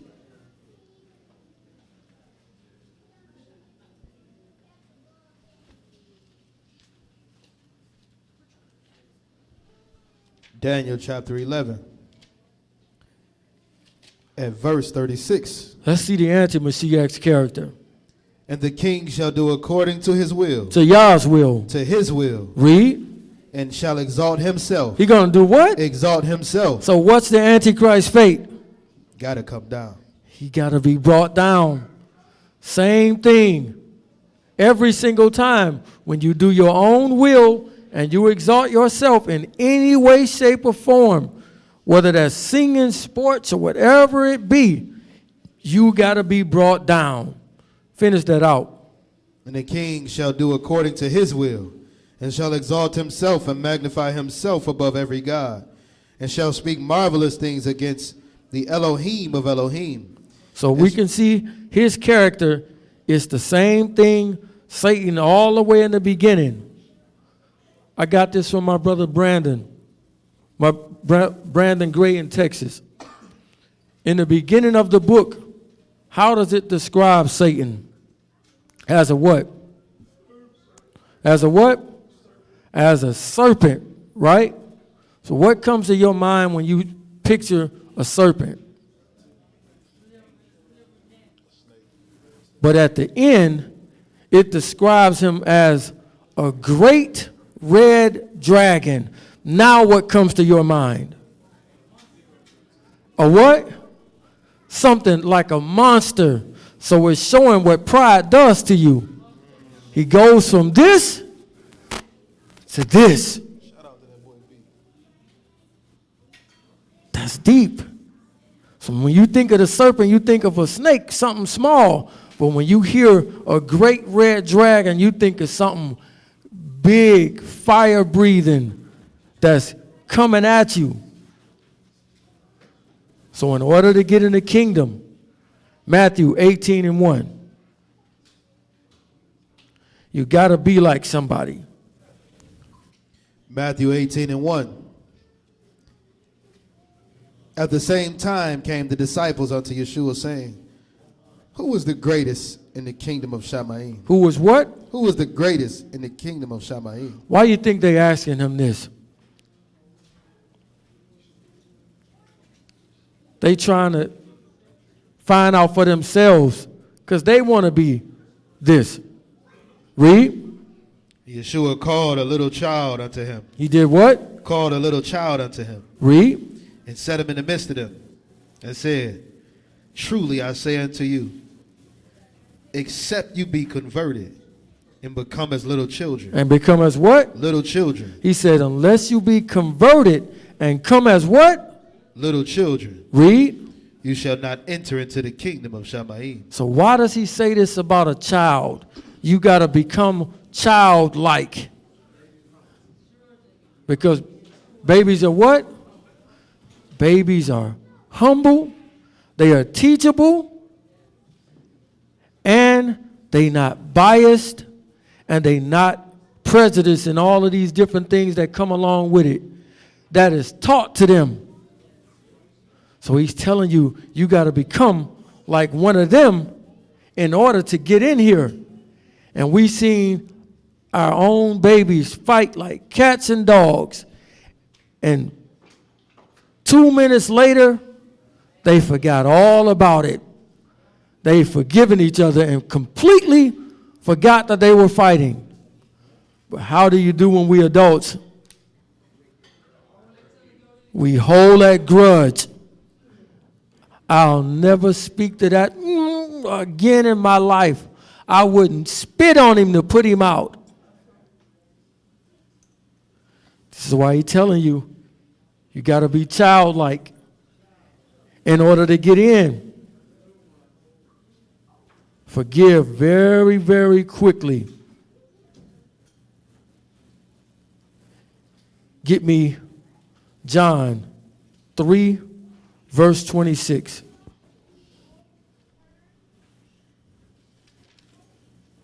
Matter of fact, hold on. Get Matthew 20:20.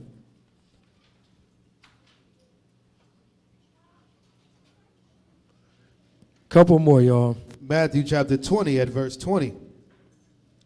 Then came him to the mother of Zebedee's children with her sons, worshiping him. Doing what? Worshiping him. Wait a minute.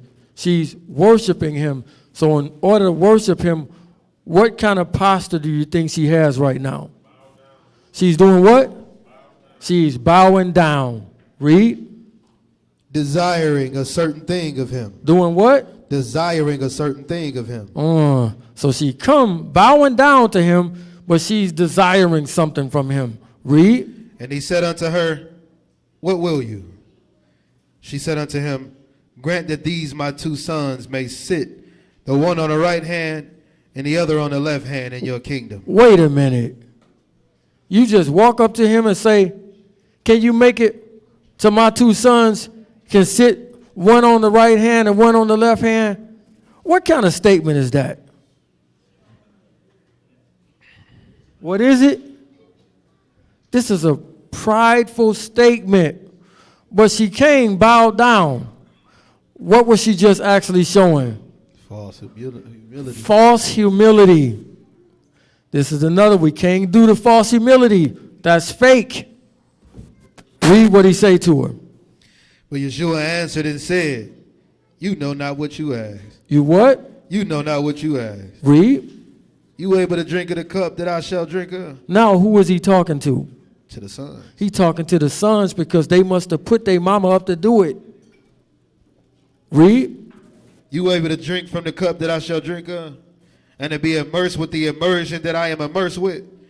And they said unto him, oh yeah, we able. Oh, you sure? Read. And he said unto them, oh, you shall drink indeed of my cup, and be immersed with the immersion that I am immersed with. But to sit on my right hand and on my left, it ain't mine to give, but it shall be given to them for whom it is prepared of my Father. Them boys done put themselves in a pickle. Read. And when the 10 heard it. When the what? When the 10 heard it. When the other 10 disciples heard it, what were they? They were moved with indignation against the two brethren. Why are they pissed off? Because they really want the spots for themselves. They were already arguing about it. So they only mad because Peter like, I'm his favorite. If anybody, it should be me. False humility right here. We can't have this. John 3, verse 26. John chapter 3, verse 26. And they came unto John and said unto him, Rabbi, he that is with you beyond Jordan, to whom that bear witness. He's talking about Mashiach. So John the Baptist is doing all these baptism and immersing people. Read.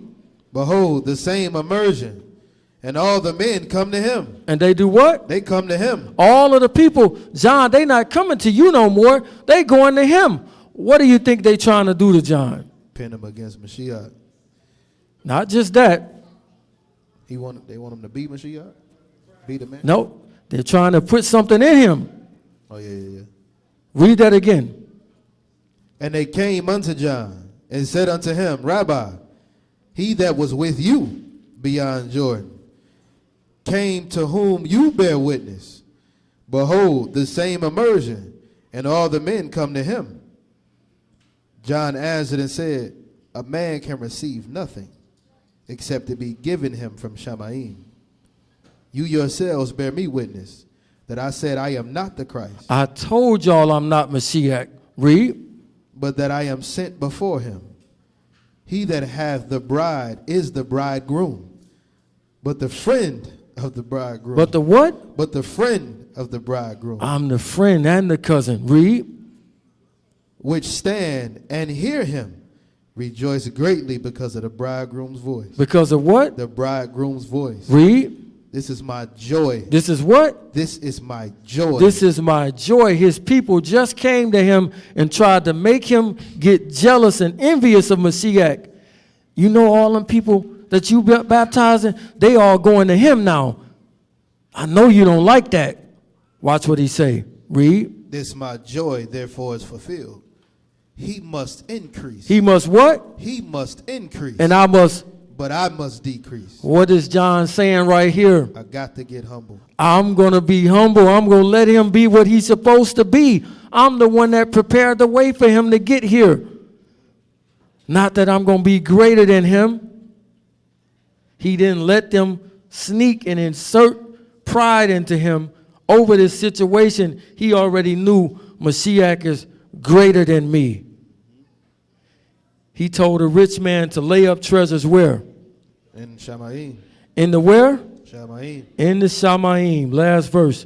Get me Job 22, verse 22. Job.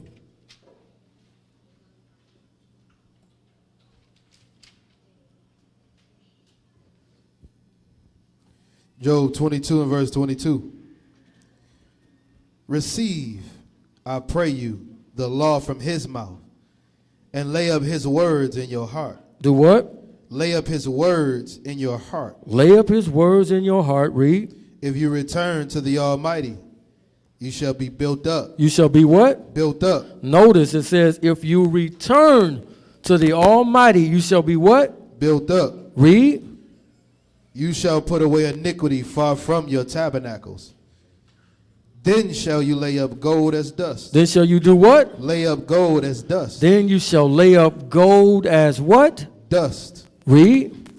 And the gold of Ophir as the stones of the brooks. He means you're going to have so much of it, it will be like stones and dust to you. This how much gold that you will have. Read. Yeah. The Almighty shall be your defense. And you shall have plenty of silver. You shall have what? Plenty of silver. Plenty of silver. If you take off all the stuff, you can enter in and you will have plenty of gold and silver. So imagine you getting to the kingdom and you have your donkey with all of this stuff on and you go in. Would you be willing to risk coming back out to get your stuff?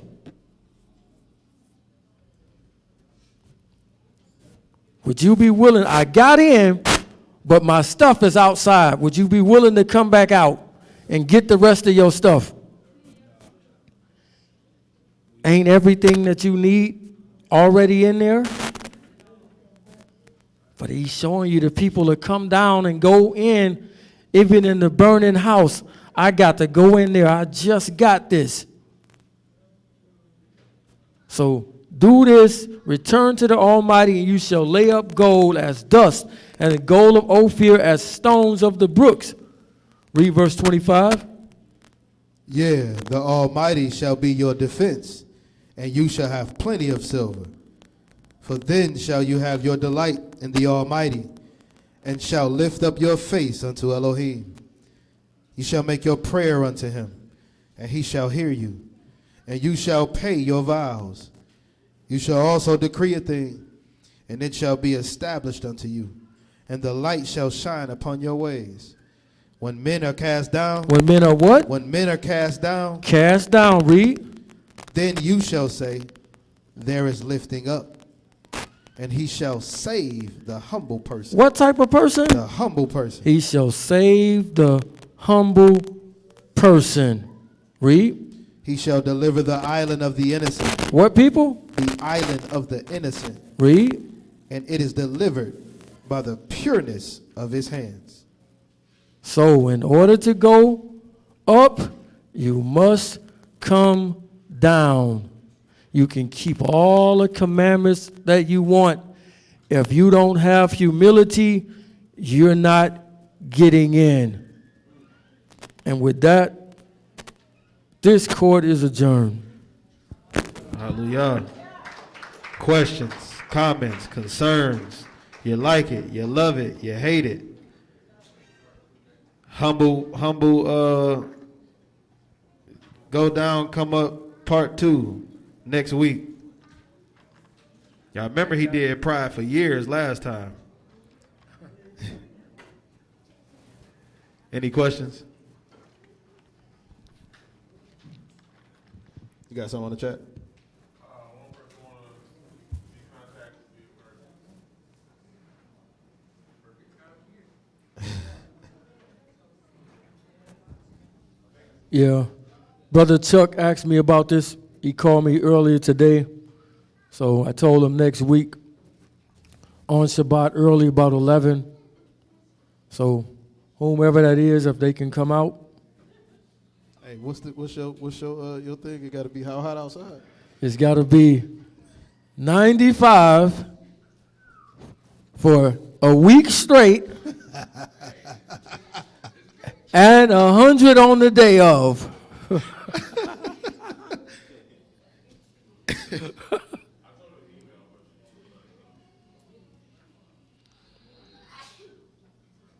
Oh, man.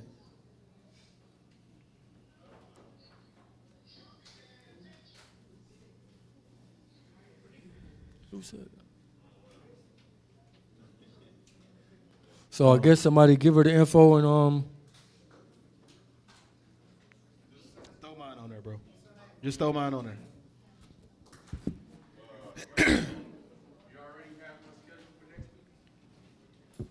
yeah, I told the brother Chuck to come out next week on Shabbat about 11 o'clock.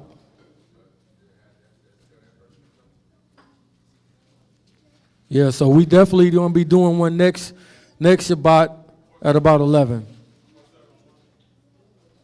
Yeah. Anybody else looking to get immersed next week? Asai, my man.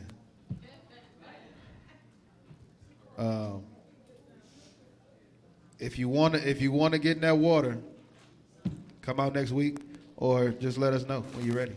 We got you.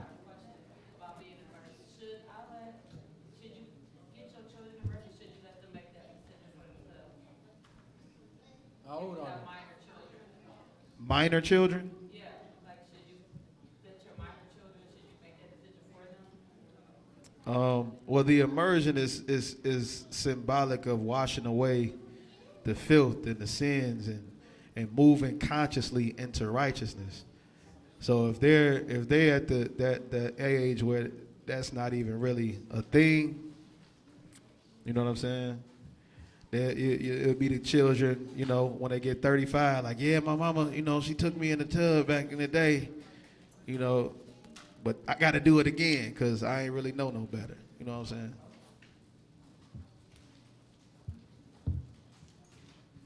Oh, yeah, Bible study is back on next week, Thursday, 7 p.m. 7 p.m. Yep, I'll be here. I'll be here. We're going to stream too, but I'll be here. So if you can make it out, come on out. If not, we will be doing Zoom.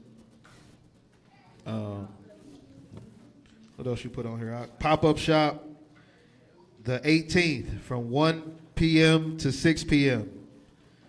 Come on out. 1 p.m. to 6 p.m. Pop-up shop. All of your local vendors that you know and love, plus a couple more. What you got? 7 p.m. We need help. We need help setting up for the pop-up shop and breakdown.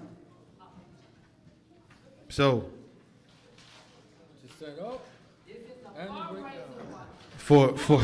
for set up and everything that you set up must come down. What time is set up? I'll be here early in the morning. 10 a.m. 10 a.m. Set up 10 a.m. All able-bodied, willing participants, please come and meet Sister Shanice here at 10 a.m. for setup. And be here until about 8 to 9 p.m. for breakdown. The more hands, the faster it go.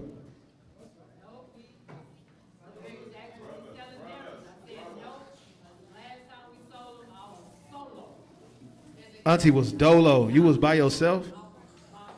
We should be ashamed of ourselves.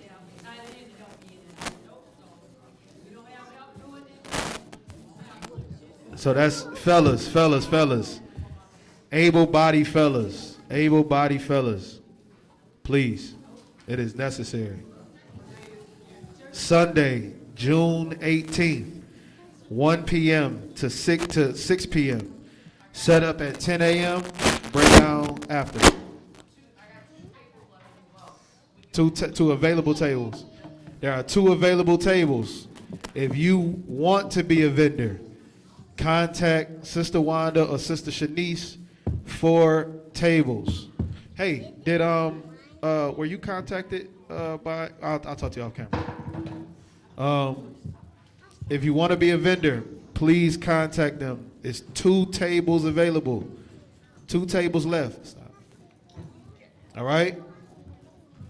Like I say, this is a Chosen Seed fundraiser. Participation.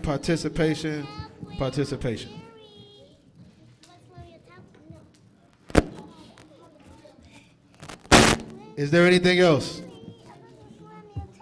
Going once. Going twice. So, hallelujah. We gonna pray. Pray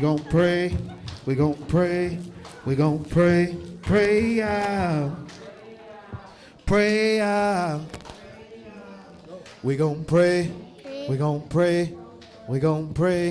We gonna pray. Pray out. Pray out.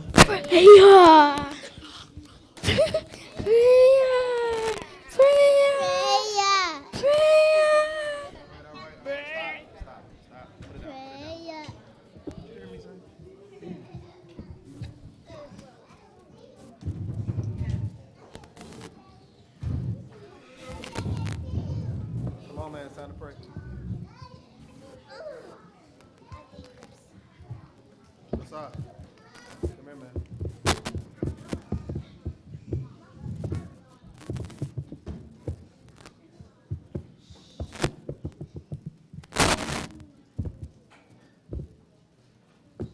All right, quick. Father, we give you praise and honor today. We thank you again for your goodness. We thank you for your favor. We thank you for your shalom. We thank you for this day, Father. We thank you for life. We thank you for health and strength, Father. We thank you for keeping us, Father. We thank you just for being who you are, Father. You're a good Father, and you withhold no good thing from us, Father. We ask that you give us the mind and the wisdom to humble ourselves, Father, to take after you, Father, to take up our stake, Father, just to kill our flesh daily, Father, just to walk after you, walk uprightly before you, Father. We may see the face of peace, Father, into your kingdom. Father, we ask you to be with all those here who are depressed, Father, who are lonely, who are going through anything, Father, that we can cast our cares upon you, Father, for we know that you care for us, Father. We ask you to be with those who are not here, Father, be with us through the week. As the weather warms up, Father, give us your protection and wisdom to go and to stay safe, Father, and to do what is right before you, Father. We ask that you just keep us, Father, until the appointed time we meet again, Father. Bless the food made and nourishment for our body, Father. As you bless every elder, every mother, every sister, every brother, every family, Father, every marriage, every child, Father. As you keep us in love and unity of the belief, Father. All the things you give thanks and praise in the name of Yahushua HaMashiach. So be it. So be it.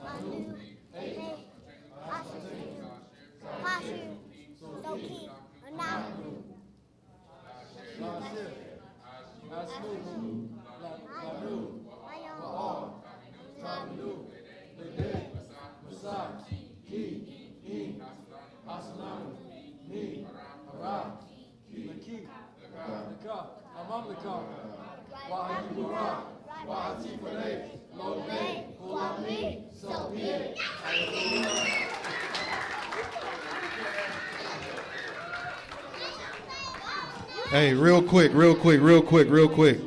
Just a tidbit to take with you throughout your week. Anybody who is dealing with depression, okay? To live in the past means that you are depressed. If you're depressed, you're dwelling and living in the past. If you are full of anxiety, right? Not content, you're full of anxiety, right? The rush, you're living in the future. But to be at peace means to live right now in the present. So consider the present. If you focus on the past, you will never, ever, ever be content, because you're going to be chasing something that you can't get back. Live in the present and be at peace. Hallelujah.